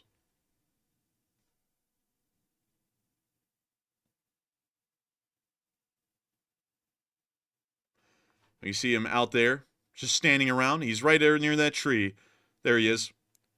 Poor guy is actually wounded. He was forced to return back to the lines, although he pretty much has to travel around everywhere on crutches. And we see the other Russian soldier walking around the tree. And now we can see the guy actually got his crutches and is now on the way. I feel sorry for this guy because he was forced to return. It seems like the best thing for somebody like that would simply be to sort of like just walk their way toward the Ukrainians and surrender and just like get out of there, basically. You would think so, yeah, but he's still pressing on, so I suppose that will not happen. But it would be nice if it did. But moving on from that and down towards Kremenna, we also got to see them firing on Russian forces down here. Take a look at that. Whoa, look at that boiler. And they're about to be turning the Russian tanks into boilers. There goes the artillery, and bang! Oh Lord, they hit it like right on the front. That's actually impressive right there. And that's the end of that clip. But what a clip! What a clip! Impressive stuff right there. Moving on from that and down the lines and into Toretsk, we also get to see some combat down here in the Toretsky area. When you see them here showing off their modified pickup, they're now wandering into their bunker.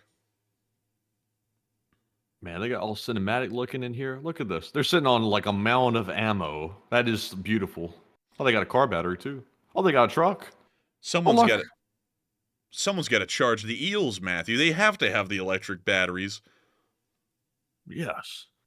And also, I hope you feel better, Danny B. I see he's in the live chat. He doesn't feel that great today. It happens from time to time. So we will see you on Tuesday. It looks like he's leaving for the night. So good night to you. Oh, dang. Get well soon, Danny B. Get well soon. And when you see the Ukrainians showing their surroundings, the destroyed buildings of the town of Toretsk,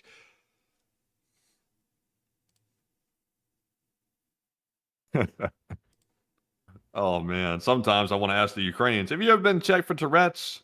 What? Why? Because sometimes you're just like, "Ding, ding, ding, ding, ding, ding, ding," with the gun. man, that's deep.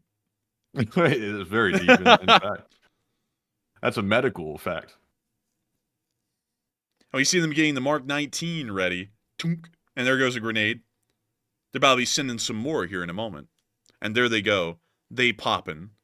They poppin', Jimbo. Also, have you seen that Sopranos episode where he's telling that other guy on the boat, he's like, have you been checked for Tourette's? And he does like a whole little spill and everything like that. Have you seen that? Yeah. Have you been That's what checked I'm with trying to go Tourette's? You keep doing that freaking thing or something like that. Yeah. Dude, that was in the same episode that he asked that guy, because that's that guy's name is Paulie.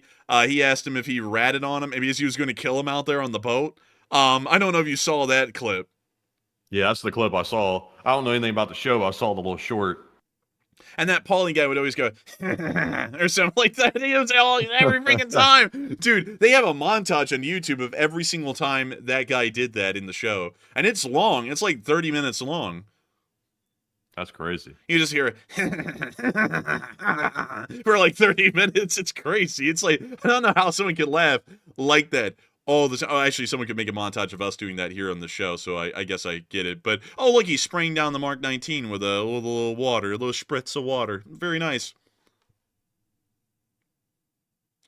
Doug Halstead said, how do y'all tell what's a Russian bot or if it's a crazy person? Anyone who's crazy is a bot, and a Russian bot's a bot. So everyone, it's like, if they're crazy or they're a bot, they're just a bot. That's largely how we classify them. But moving on out to Retsk and down towards Otretine, we also get to see some Russians getting blasted down here. Take a look at this.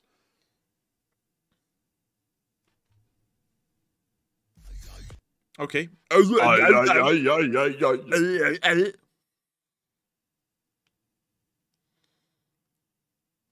Man, if they're not careful, they'll have to call in those New Zealanders get them to do that hawker. I heard they take a book and they smash. What do you mean by that? Man, have you seen them doing that hawker? The haka, you mean? Not the hawka? Like, they ain't hawking it, man. Like, those doing that whole thing? Those damn New Zealanders, they're great at hawking it. Like, but yeah. Have you seen it, though? I've seen it. Yeah, but we're back at, I'll tell you something. Everything always becomes like a trend. Back in the day, the haka was only done in like the New Zealand Army, and it was really cool. But then everyone started doing it, and then it became cringe. Like, I'm just not going to lie on that one. Like, it was neat back when it was kind of like just done here and there. But, everyone does it now. Like, they do it in the New Zealand Parliament. They do it at every protest. They do it in the army. They do it in the office.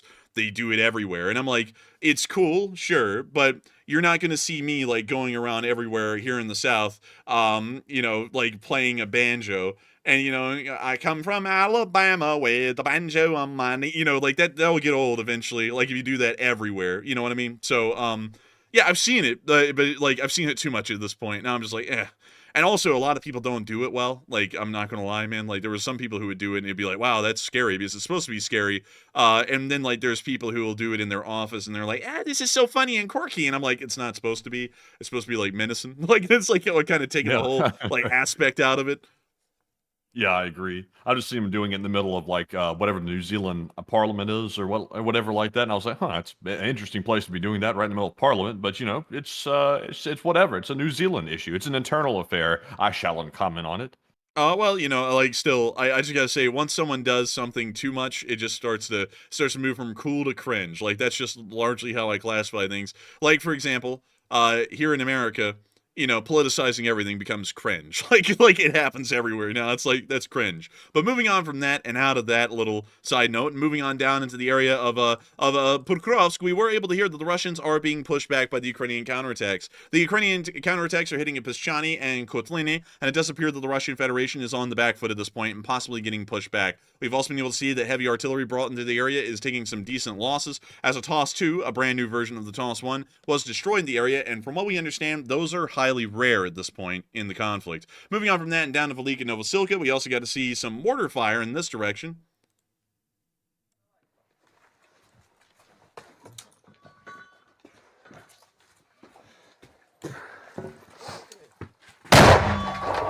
Oh. That guy's ears are busted. Yeah. They're all saying, I can't hear anything. I can't either.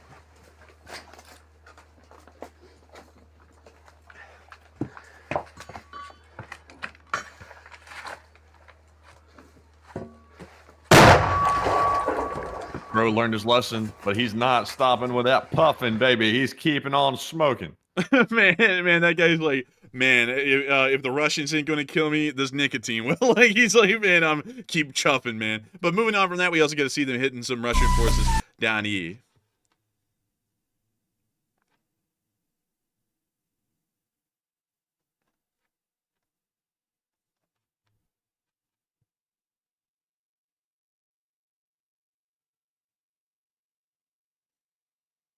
And we see the Russians cooking there. Cooking like some gourmet. Oh, my lord! Came out of nowhere from the left field. And dang, someone's getting a little angry. All I'm saying is that it's being done a lot and it's cringe. So I don't know what you kids are saying right there. Also, by the way, my suggestion is this: if somebody says something in the chat, I would just ignore it because you know most people watching aren't even in the chat. To be honest, and most people are just watching the thing. And once we bring it up in the chat, it turns into something that everybody knows about at that point. Yeah, I suppose so. But anyways, moving on from that and on up into Kyiv, we did get to see the address from President Volodymyr Zelensky here on day 1089 of the war. And so, without further ado, there is no speech on the website. Let me make sure and double check that there is one out there somewhere. So let me go and try and find one. And let's see here. Let's see, President of Ukraine. Let me see if I can find it somewhere out here, someplace, sometime, somewhere. And it looks like the only thing we have is an interview for NBC News that was posted on the Office of the President's site. And I promised you all NBC would come down and copyright strike us, although we got it from the President of Ukraine's website. So sadly, we will not be able to cover what Zelensky said today, unfortunately. Damn. Oh! Oh, God! Oh, no, what have I done? But still, with that, it is time for us to move on into the next segment of the stream where we get to talk to all of y'all. Matthew, have we had any top donors in between the last segment and this one? Yes, we have. We have one last top donor to cover, and it was S. Pedro, who put in a $50 donation and helped to bring us up to $3,588 on the fundraiser. Huge shout out to everybody once again for helping us to reach that massive goal right there. We are now officially at least $1,088 above the original goal, which is tremendous to see, and huge shout out to you all for helping us to reach the goal. But Enforcer, what say you? I gotta say thank you so much to everyone who has massively supported this fundraiser winners tonight. We've gotten up to $3.6 thousand, which is absolutely incredible and absolutely amazing to see. A big congratulations to all of y'all for once again achieving a massive fundraiser goal, $1,000 above the actual intended goal. And so with that, I hope that does address that incredibly well. And Matthew, I understand that you've asked the chat another juicy question. So what do we got, Matthew? All right, so this juicy question right here is going to go to the poll. And it says, reports show that Ukraine's advancing and Russia is being pushed back by Ukrainian forces. And will this continue? Because right now we're seeing the Russians, even though the peace talks are allegedly about to happen, it looks like the Russians are getting pushed back quite badly. So 65% said yes, Ukraine will keep pushing them back, while 17% said only time will tell them this, and 14% said no, Ukrainian momentum is only temporary. And I would say, some people were saying before when this new offensive just started in Kursk and other areas around Pkrovsk, they said it looks like Ukraine will only have a short little bit of time that they'll actually push the Russians back. And I was saying, I don't know, to me it looks like they might actually be pushing them back quite a bit, and this could be a long-term momentum. And it's starting to look like, now with us being several days in, that it is long-term momentum. So I'm with a 65%. It looks like the Russians are being put on the back foot while these peace talks are allegedly about to take place. So that might change the equation just a little bit. But Enforcer, what say you? I largely have to agree. It does sound like the Russians are being put on the back foot at this point, and they're not doing incredibly well in the battlefield at all in most battles that would count at this point, like the Battle of Kursk and the Battle of Pkrovsk. It doesn't really seem like they're doing all that well at this point in really any of those directions. And so with that, I hope that does address that well. And Matthew, what kind of questions do we have? All right, so jumping into our question segment, our last one of the night. This first one here is, of course, going to go to our Morse code decoders of the stream. And tonight, we had literally the entire roster. The whole roster reads: Cliff Simonson, Mark Hodges, Earl Banu, Kevin J., Paul Schultz, David Millsaps, Her Royal Fluffiness, Arabelle Garbo, Joni Dog, and Norm Pritchett. They said tonight's Morse code decipher says, Britain is really acting bold with this assertion, and good on them for that. And LLT, LSA. And ding, and that's the sound of money. Y'all got that dead on the nail. That was the Morse code message of the night. I gotta congratulate y'all for getting that correct time and time again, because y'all have been getting that correct an insanely large amount of times. And it's really an amazing thing to see that y'all have gotten that correct again once more tonight. Really proud of that and really impressed with that, to be entirely honest with you. And so with that, I hope that does address that incredibly well, at least the best I can. And with that, it is time for us to move on into them questions. So what do we got, Matthew? All right, and also, this is just a reminder, by the way, I currently have about 17 questions or so in the spreadsheet, which is actually quite a big number, but if you have a question for us, and we might jump to it depending on how relevant it is to the current situation, we might jump around and get to different ones first. So if you have one for us, tag @EnforcerMatt in the live chat and put your question behind it, and we might be getting into it before the night is out. But with that, we're jumping into our first question here, and this one goes to AF Kaplan. They said, would a peace plan for Ukraine that does not include EU involvement be feasible in your opinion? I don't think so, considering that the European Union, or really Europe, has largely footed the bill for the war, considering that they've actually provided about $20 billion more in support to Ukraine in military support than the United States has. And that's actually total support, by the way, mind you, it's about $20 billion more. I would say that that would largely be impossible because the Europeans financially are the larger backer of Ukraine at this point than the United States is. So I do not believe that that would really be tenable or possible. And so with that, we are on to the next one. All right, and our next one here is going to go to DT, who said, do you think that the world will come together in World War II, like World War II, that is, to defend Ukraine?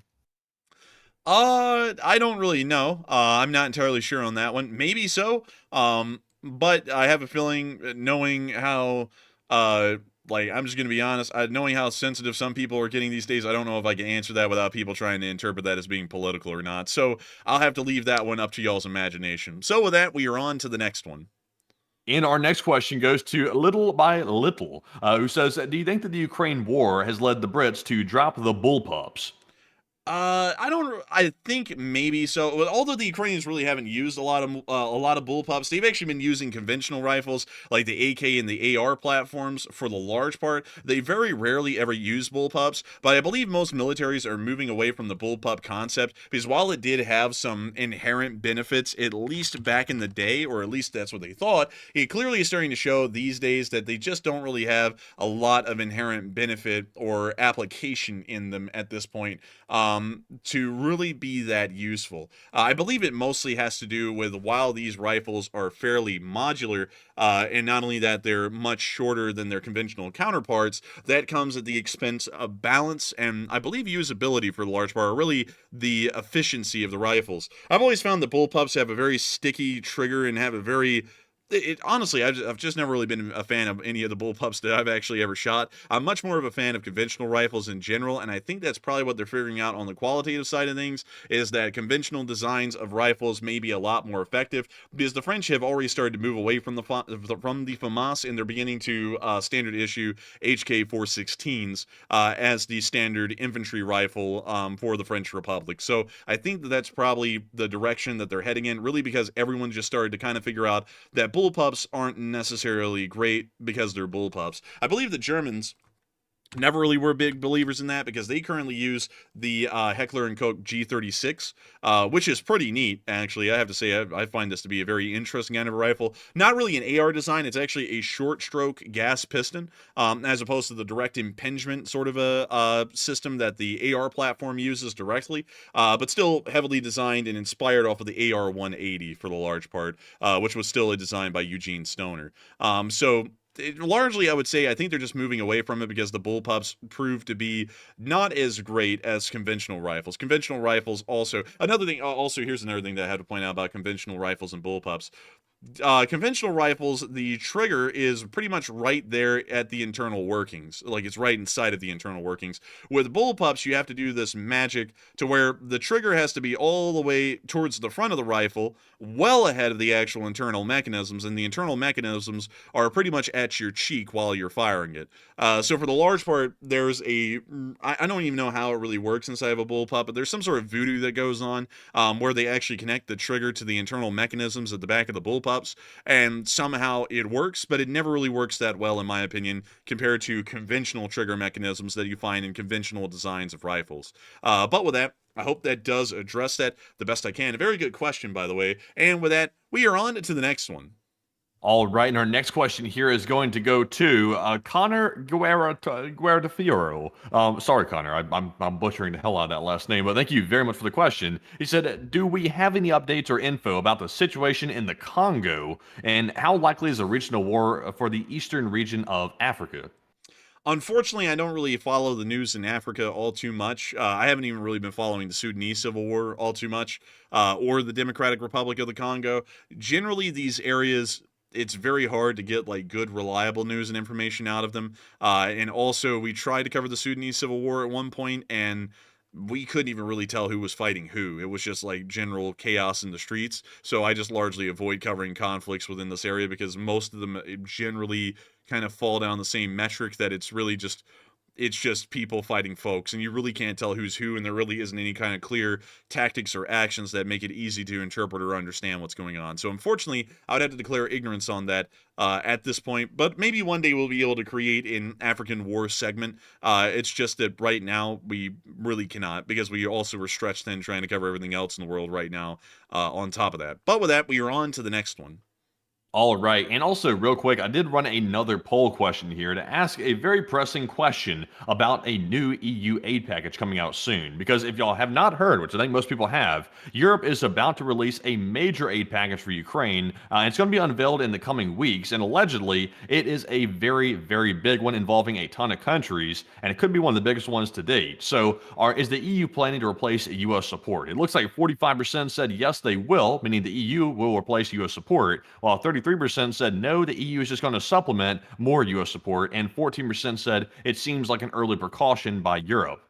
And to me, it sounds like it'll probably be a supplement, and also serves as kind of a reminder that the EU has Ukraine's back, and basically all the talk the U.S. is doing is going to amount to nothing because the EU is going to step up and make sure Ukraine is funded. So it's kind of like a double-edged sword. Of course, it's continuous aid packages from these European countries, but also it's a reassurance that they will not abandon Ukraine. So I'm actually with the 32%. But Enforcer, what say you? I would have to say that I would be with the 32% as well that the EU will just supplement US support. But I do believe that the war is still possible to be continued by Ukraine with just European Union support. I feel like that's a decent likelihood, although the Ukrainians will have to really scale back and largely fight on the defensive at that point from then onwards. Really just trying to conduct a war of attrition against the Russians, not actually trying to drive them to the negotiating table. And so with that, I hope that does address that somewhat well, at least in my opinion. And with that, we are on to the next one.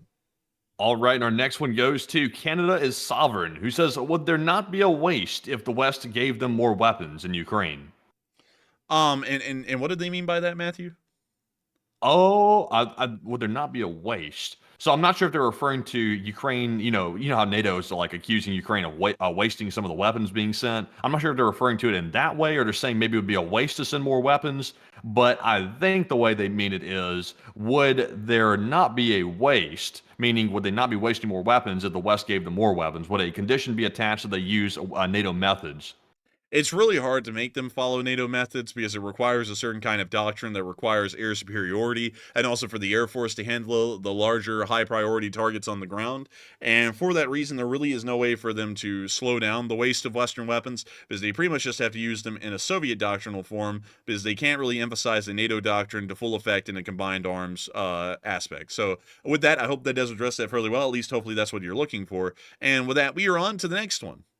And the next one goes to Uncle Sam's misguided child, who says, any thoughts about Russian frontline officers training North Korean soldiers? Yeah, I have a thought about it. It's a bad idea because it's like the blind leading the blind. So saying for the Russian frontline officers to train the North Koreans, first of all, they're really not training them. That's number one. They're really not doing that. And number two is they're putting them in really bad positions. And then they're saying that it's the North Koreans' fault that they got in those positions, even though the Russians are the ones that put them there. And also, I saw an article today that stated that the North Koreans were just abandoned by the Russians once again, and they got slaughtered yet again in Kursk, because they reappeared in Kursk just like a couple of days ago or a week ago, because once again, Ukraine invaded Kursk another time and started a new offensive, and they had to bring the North Koreans back out to try to do a stopgap to prevent the Ukrainians from going further into Kursk. And now they're getting slaughtered yet again. And Kim Jong-un is doing the surprise Pikachu face that his guys are getting killed off in mass numbers. Not shocking at all to us. But Enforcer, what say you?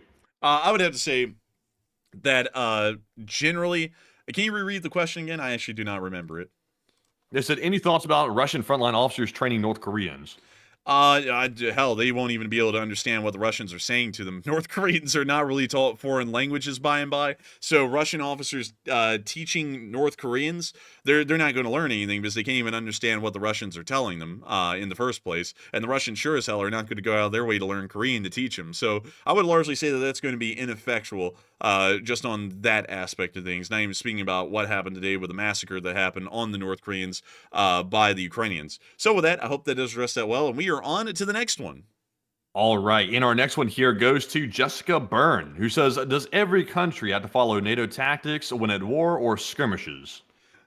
Really, every country has to follow NATO tactics. Skirmishes are things that happen in battles, but as far as NATO tactics are concerned, that's a larger part of their doctrine on how to fight warfare. And so for that reason, yes, most countries that use NATO weaponry, well, all countries that use NATO weaponry largely have to follow some kind of a NATO doctrine because those weapons are designed to follow that kind of a doctrinal model or pattern.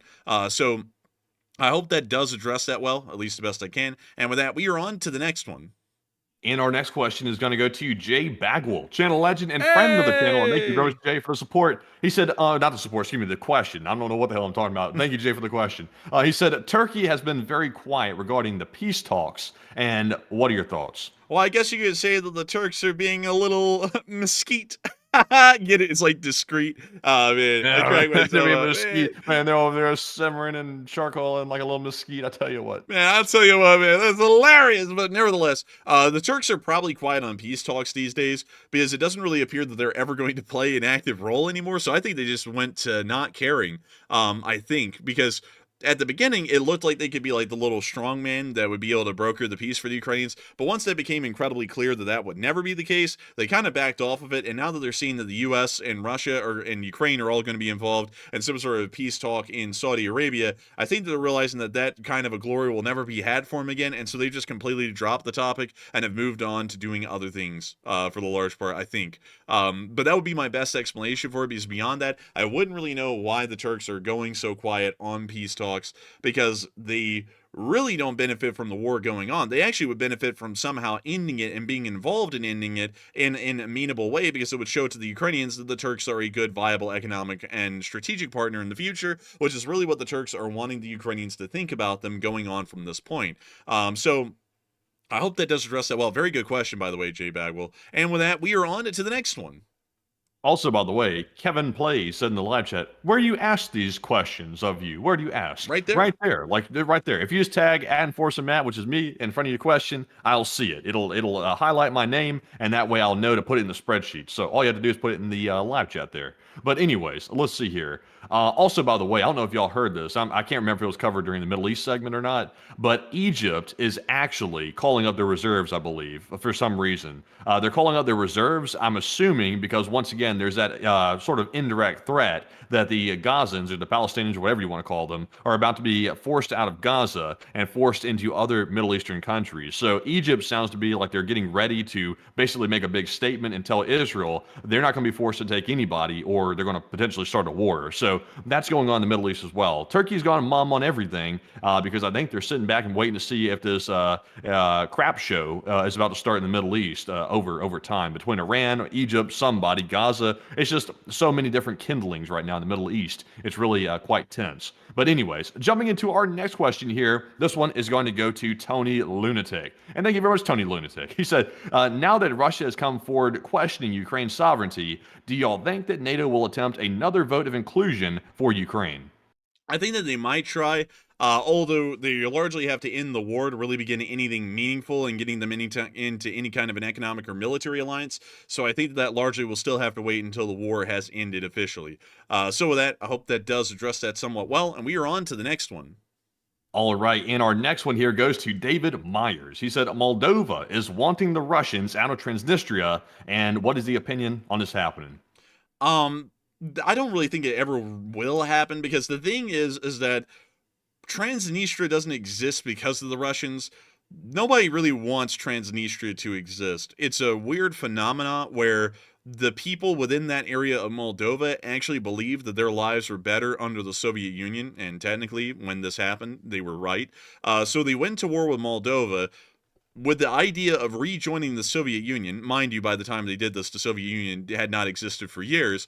And so then they continued to fight the Moldovans. It was a horrendous, bloody kind of a conflict for both sides. And so finally, the Transnistrians reach out to Moscow and say, we want to rejoin the Soviet Union. And the Russians, under Yeltsin at the time, were like, what the? Sure, okay, yeah. And we'll put peacekeepers there, too, so that way, y'all don't go killing each other again over a country that doesn't even exist anymore. And then Transnistria became a thing. It's not officially recognized by anyone, I believe, except for Russia, and then it's semi-officially recognized by Moldova. But I don't think those Russian peacekeepers will be leaving anytime soon, because I don't believe the mindset of the Transnistrians has ever really changed from that point. But it's a whack thing. I mean, it's really, truly like the most bizarre kind of an area of the world. Let's see, Transnistria. Let me go get that for y'all. And so here it is. This is Transnistria, and this is their flag. So they made their own flag. I believe this is actually the flag of the former Moldovan Soviet Federative Republic of the USSR. But this is what they inherited as their flag. And they also use the Russian flag as well in some cases, although they usually use this one. But beyond that, coat of arms. Look at that coat of arms back there. Go back to that real quick. Look at that. It's got like wheat on the sides of it and fruit. I think that's just literally like the Moldovan Soviet coat of arms. Let me go get that real quick. Coat of arms. And yeah, that's just It pretty. looks like I think they changed the fruit from looks like some color of grapes to a different. They turned the grapes purple instead of like orange. Dude, this is legitimately the exact same seal as the Moldovan Soviet Republic. Like, that's crazy, dude. So they pretty much live in like a fictitious la la land because they're a part of a country that doesn't exist anymore. It's a part of the Soviet Union that never died. I would play their anthem, but we might get copyrighted. You never know. But beyond that, it's that little tiny strip. And the Russians really don't want them, and Moldova doesn't really want them, but the Transnistrians want to do what they want to do, so then everyone just kind of lives with them. So I don't think that'll ever happen where the Russians ever leave Transnistria, because I don't really think the Transnistrians would be happy with that. Like, it's one of the few instances where I actually would say these people actually want to be with the Russians instead of run away from them, because they actually went out of their way to do that. But anyways, let me see if I can get y'all. Oh, let's see here.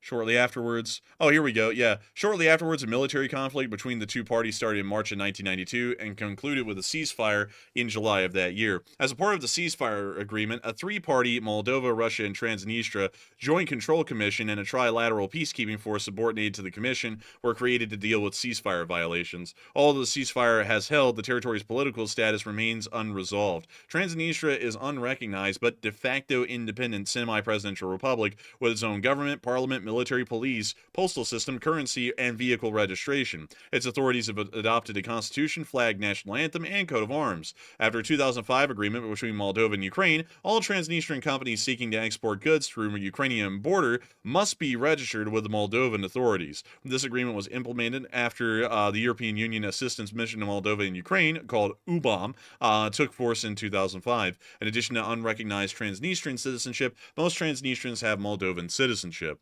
But may also have Russian, Romanian, or Ukrainian citizenship. The main ethnic groups are Russians, Moldovans, and Ukrainians.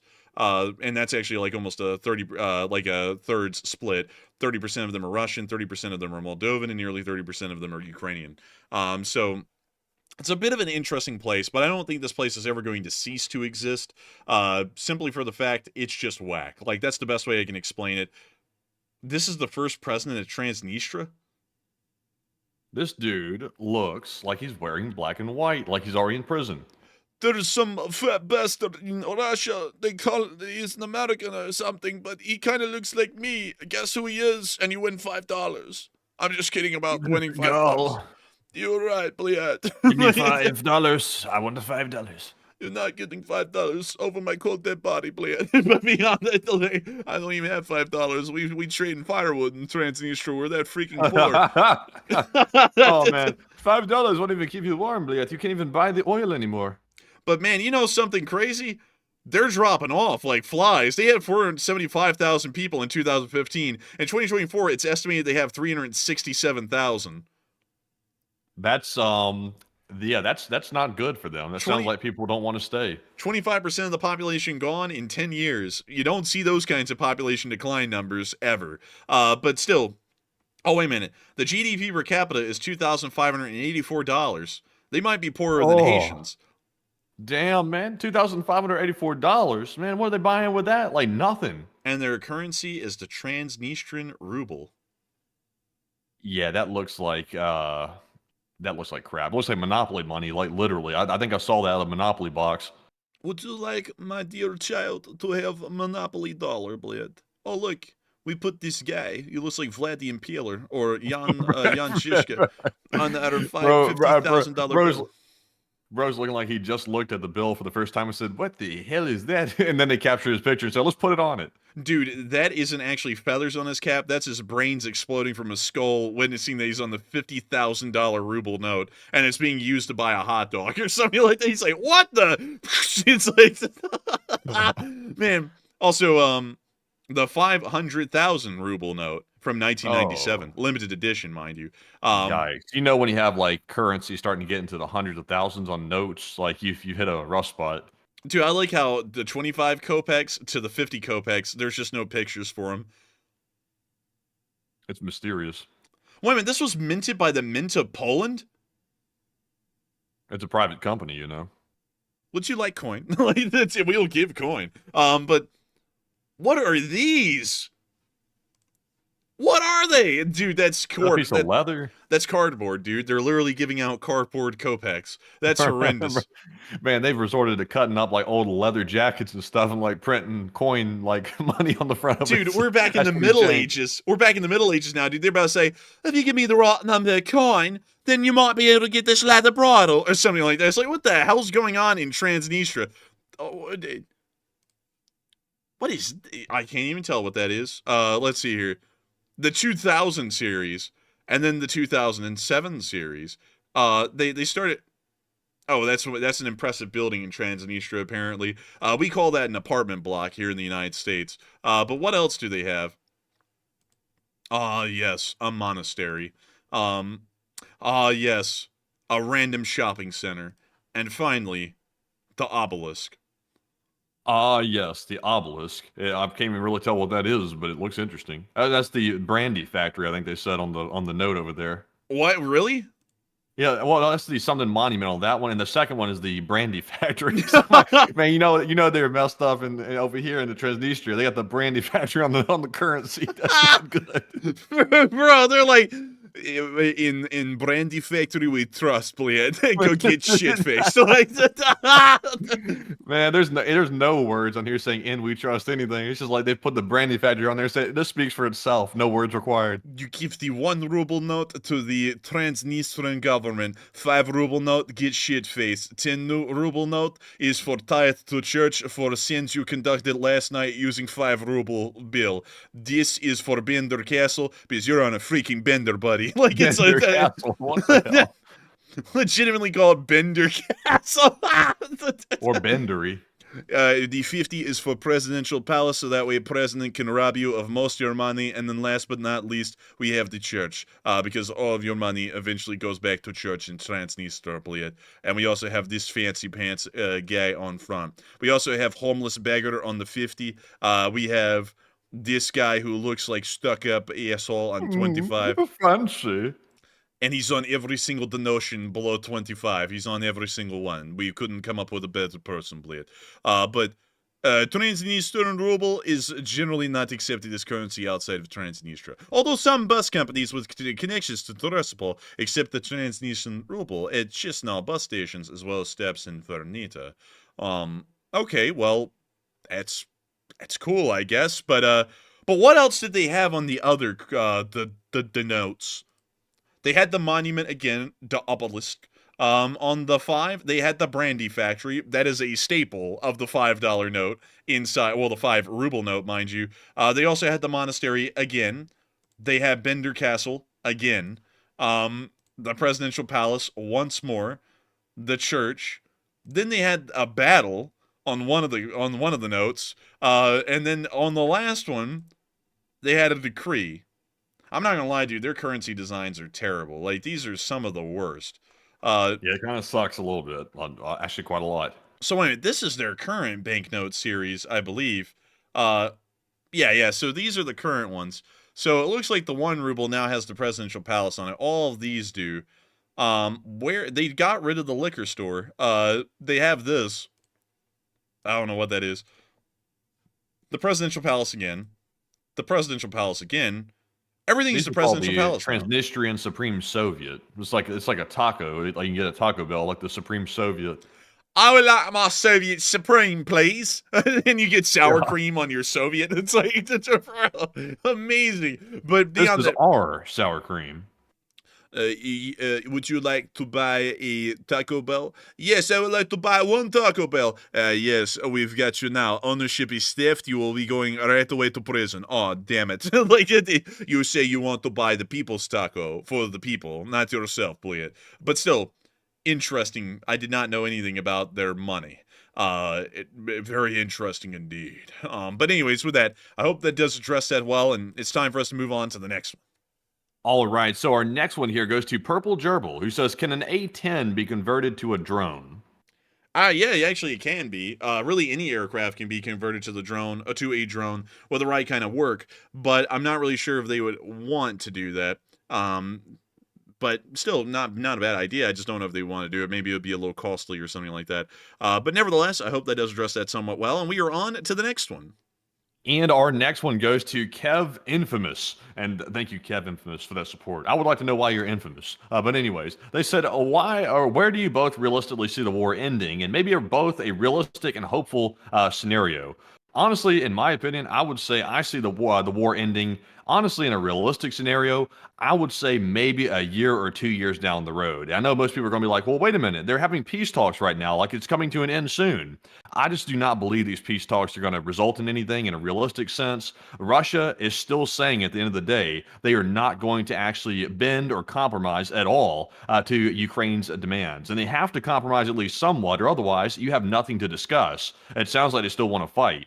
Ukraine's also saying they're not going to just give up their land just blindly like they are being suggested to do by the United States, or otherwise they're not going to agree to anything. So Ukraine's also still willing to fight as well. So then it comes down to where does Ukraine keep getting support to keep the war going, to keep fighting Russia? It sounds like Europe is stepping up and sort of filling the gap here. And also the U.S. is not threatened to fully withdraw support. It's just simply a bit of a questionable thing right now, what to see where it goes. So I would say it sounds like Ukraine still has the support if everything keeps going status quo. And it sounds like Russia is still over there, doing whatever they've been doing the whole time, which is struggling. They're going to keep on going as well. So I would say the war's got some time left on it. It's not coming to an end next month. It'll probably be a year or two down the road. Now, a hopeful scenario is maybe Russia will be realistic and back off and leave Ukraine. But that's like extremely hopeful. That's actually unrealistic on my part. So I think I'm going with the first option. But Enforcer, what say you? I would have to say that you hit that largely dead on the nail. I think the war is going to keep going for a while. It's really hard to say when it would end and how it would end at this point,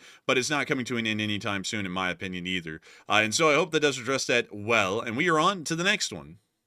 And our next one here is going to go to Kevin Plays, who says, will you be covering the meeting that France is organizing with the UK and European countries tomorrow after leaders have grown concerned that the USA is going to give Russia too much in negotiations? We might. It really depends. I'll be honest, trying to talk about things in the diplomatic world is becoming incredibly difficult because everyone's trying to turn everything into something political. Like tonight, saying that the British might send peacekeepers into Ukraine. For some reason, somehow, that turns into a political statement for some people in the chat.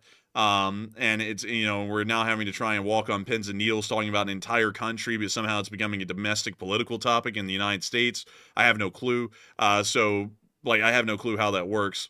So it really depends on how that works with that tomorrow, because if somehow all of Europe becomes a domestic political topic in the United States, then we're going to have a hard time talking about it without someone saying something or complaining about it in some way, and then we can't really talk about it because we're trying to avoid people getting into fights over something that isn't even a domestic political topic, and yet people are acting like it is, and acting like we have a say in other nations' domestic affairs, which we don't.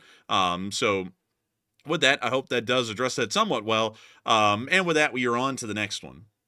And our next question goes to Glock Glock, who's there, LSA. And he says, how many F-16s are needed to create and maintain air superiority on the Eastern Front? They will probably need, and this is why it'll probably be untenable, a couple of hundred of them, maybe 200 or more, to be able to achieve air superiority on the front at all times. And I just never see a situation where they'll ever be given 200 F-16s. That is an incredibly large number of them and would be a massive financial investment, far greater than really any of the military support that we've given to them currently right now. And so with that, I hope that does address that the best I can. And with that, we are on to the next one. And our next one is going to go to Tornadoes. Luckily we dodged you last night, but and that's not like a personal name. That's a joke, by the way. I got to make that clear. Otherwise, someone out there's going to be like, "Oh, he just insulted the viewer." No, that was a joke. We had bad storms last night. But Tornadoes said, "Do you think Putin will end with nukes or just a bluff?" And thank you. I think it's most likely going to be a bluff. I have a feeling that he understands mutually assured destruction is a thing, and everyone will end up getting killed. And I don't really think he wants to be responsible for everyone getting killed, because it would be on his hands at that point. So with that, I hope that does address that somewhat well. And we are on to the next one. And we have a question from Troll Grinding Cheek Clapper, who's back yet again. And welcome back. It's good to see you. I've definitely not heard that one in a minute. They said, damn. Okay. I had a question I wanted to ask. If you visited California yet, and if so, did you like Northern California or Southern California more? And we did. I love Southern California more. I must say, I like the Southern California area, and it's very nice. I like Santa Barbara. It was very nice. I will say it's extremely expensive in Southern California, but it is nice. But Enforcer, what say you? I'd have to say I'm probably a big fan of Southern California as well. It was really neat and really nice. But yes, we have been out to California. It was a very nice part of the country, much like any other, really. So with that, I hope that does address that well. And also, I just saw Miss Deesa say, "Better be careful how you answer that." Yeah, I know it's getting old these days. I'm gonna be honest, like hearing Matthew say something like, I better watch out about making a joke, or someone in the chat's gonna say something. I'm just gonna be honest with y'all. I love running the channel, and I love the Lee Spring Army, but the amount of brainless people that are getting in the live chat at this point, and it feels like they're almost running the show with how much they complain and bitch about things. I think we're going to have to put a stop to that and just start banning people who have stupid takes, because it's getting old. Like, I'm getting very tired of having to trip over my words and think about how something's said, or, think of something like, oh, if I say I like Southern California, someone's going to try and make it sound like I'm a communist, but then if I say I like Iowa, then someone's going to say I'm a fascist, or something like, this is getting ridiculous these days at this point. So I think what we're going to have to do, because I'd agree with you, Miss Deesa, like I was sitting there thinking, if I say Southern California, is someone going to try and say that I'm affiliated with a certain political party? And it's just getting ridiculous at this point. So from this point forward, I'm just going to say, if I see someone say something goofy in the chat, like if we make a joke and then someone wants to turn it into something else, they're just getting banned on the spot. Because I'm legitimately sick and tired of trying to be a little bit more lenient with folks and then having to walk on eggshells about everything that we do and say on the show because they want to run their mouths and complain about everything. And now it's not a lot of people. It's like 10 people in the live chat, but they will just talk so much.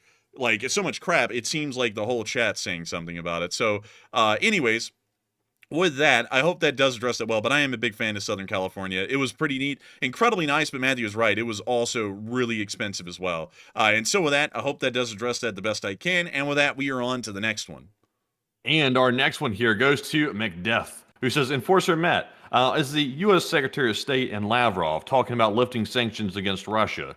And I have heard the statements today between those two. In fact, just to let everybody know, the U.S. Secretary of State and Lavrov, the horseman, they did speak today. I think they spoke over the phone. So once again, they're playing phone tag. So that appears to be the majority of communications with the Russians between the U.S. is, of course, over the phone. So not exactly in person. But it sounded like the idea of lifting sanctions was tossed around, but that's just something you toss around if you just want to make it seem like you're getting along with the Russians. That does not mean they're actually going to lift sanctions, because I think that might be a decent ways off before we actually do that, because if we were to lift sanctions, that would pretty much remove any restriction that the West has put on Russia to crumble their economy, and would reverse all the effort and progress we've taken to make sure Russia can't wage war against Ukraine. And I don't think that's currently the position the United States wants to find itself in, even with the current talks happening. So I would say that's the case. But Enforcer, what say you? I would have to say I don't believe sanctions are going to be lifted until there's an actual peace agreement, because if we're removing that leverage over them to just continue that or even add further to them, we really are pretty much giving the Russians exactly what they want before a peace deal is even made. So what's really rushing them at that point to get to a peace arrangement, considering that their economy may start to recover at that point? So with that, I hope that does address that well, at least in my opinion. And with that, we are on to the third to last question of the night. And this one is going to go to, looking through here, this one goes to Phoenix Xavier, who says, I think Russia should be split into several smaller countries after the war is over and they collapse. And how many would you both recommend? I would say none. We really shouldn't get involved in carving up a country like that. Like if they collapse after the war, that's really an internal thing on them. And if they somehow split into multiple countries, then I'm fine with that. But generally, carving up countries creates more problems than it fixes. Like for example, look at the Middle East. Really look at Europe, or better yet, the Balkans, and then also look in the Middle East. Like those are areas that were carved up post wars to try and create better situations. That honestly ends up creating even worse situations. If the people inside of Russia want to split off and make their own countries, good on them, all for it. But I don't think we should go in and carve up a country at all, because it's just going to create even more problems than we ever would have hoped to have tried and fixed in the first place. So I really can't give an answer to that, because I'm really not looking for them to split up unless if their own people are wanting to split up and separate on their own. So with that, I hope that does address that well. And we are on to the second last question of the night. All right, and this one is going to go to, let's see here. This one goes to Avari Mendabradis, who said, what public intelligence is available to indicate how these targeted refineries have been impacted and for how long? And that would help assess the true impact of these strikes. The rising price of gas in Russia is our best bet on how much damage is being inflicted, and the price of gas in Russia is skyrocketing. It's almost to the price that it is here in the United States, which a lot of people would say, oh, well, that doesn't sound too bad. But you also have to remember that Russians make a great deal less, about 20% of what a U.S. citizen makes on average as a median income. The Russians make 20% of that. So for gas to cost, say, $3 or $4 a gallon over there, or however much it is a liter, that is crushing the Russians economically. And also it's crushing the Russian government economically because they're paying similar prices to that, although they usually get theirs wholesale, so they might be able to get the cost down just a little bit extra. But with that, I hope that does address that well, and we are on to the final question of the night. And so, who is the lucky last person to throw in the lucky last question of the night? All right, and this one is going to go to actually several viewers, actually. Many people, including Neil Visnant and Monster Lab, and I think other people have been asking for one character. It is the Marmot. Bring him out. We want Marmot. Man, we gotta have the Marmot here. Man, we gotta have the Marmot. Let me go get the Marmot real quick. And, oh, hello there. Hey! Hello there. Governor. Hello, Governor. We've hit the goal. We've hit $3,674 raised, Governor. Tremendous amount of pot of cash for those in Ukraine. I love to see it. I love to see it. Another Sunday on February the 16th, one day after the enforcer's birthday, a tremendous amount of funds raised for Ukraine. It must make the fly weep, because even though he says he's for Ukraine, he hates to see us raise funds for Ukraine. He calls it a grift. So, you know, piss off, would you? But enforcer, what say you? Aw, man, I need a desk and a chair and a trip to DC. Now I'm not really able to make money off of the Ukraine war, people, because they realized I'm a bullshitter. So now I'm going to move entirely onto U.S. politics and try and live off of that. Aw, man. What? Wait a minute. What? My viewership is halving. It went from 4,000 to 2. Aw, man, it's over. It's so freaking jover. Aw, man. But nevertheless, we love Alan the Marmot, and we love the Marmot We in the love Fly the segment. Marmot. A great thing. It's a wonderful thing, and I hope that y'all have enjoyed tonight's stream tonight. It actually wasn't that big of a stream. Generally, I gotta be honest, when we plug fundraisers a lot at the start, it kills our viewership. So we got a peak of 8.3 thousand viewers tonight, but 53,000 people have watched this stream since it began. And I gotta give a huge thanks and a shout out to each and every single one of y'all who has watched this stream tonight, because we're incredibly grateful and appreciative of all of y'all being here and enjoying this stream and enjoying this channel at large. If y'all have, please make sure to hit that like button. Please make sure to subscribe, because we run this stream 6 days a week, every single day, but Mondays at 10 p.m. Eastern Time. And so a big thanks to you all once again for watching. And let's see, who's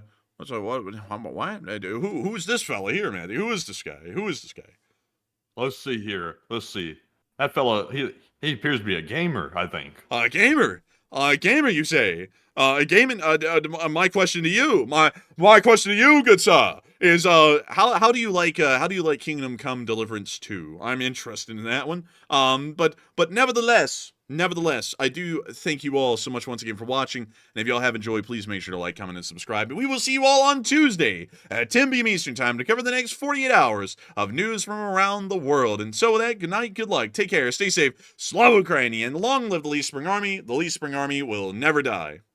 And with that, folks, thank you all for joining us once again on another Sunday night. And somebody said early night. No, we're only early actually by 9 minutes tonight, because the fundraisers always end about 11:30 or so. So thank you to all 54,000 people that has joined us by the end of the Sunday night fundraiser stream. And thank you all for smashing the like and helping to bring us up to 2,700 likes by the end of the stream. And once again, folks, you'll be hearing from us all probably tomorrow midday if there is enough news for a short war video. And of course, we will be streaming once again on Tuesday night to bring to you the rest of the news that's happening tomorrow, tonight, and also on Tuesday as well. So be sure to join us then. And with that, Slava Ukraine, Herom Slava, get some rest, and good night.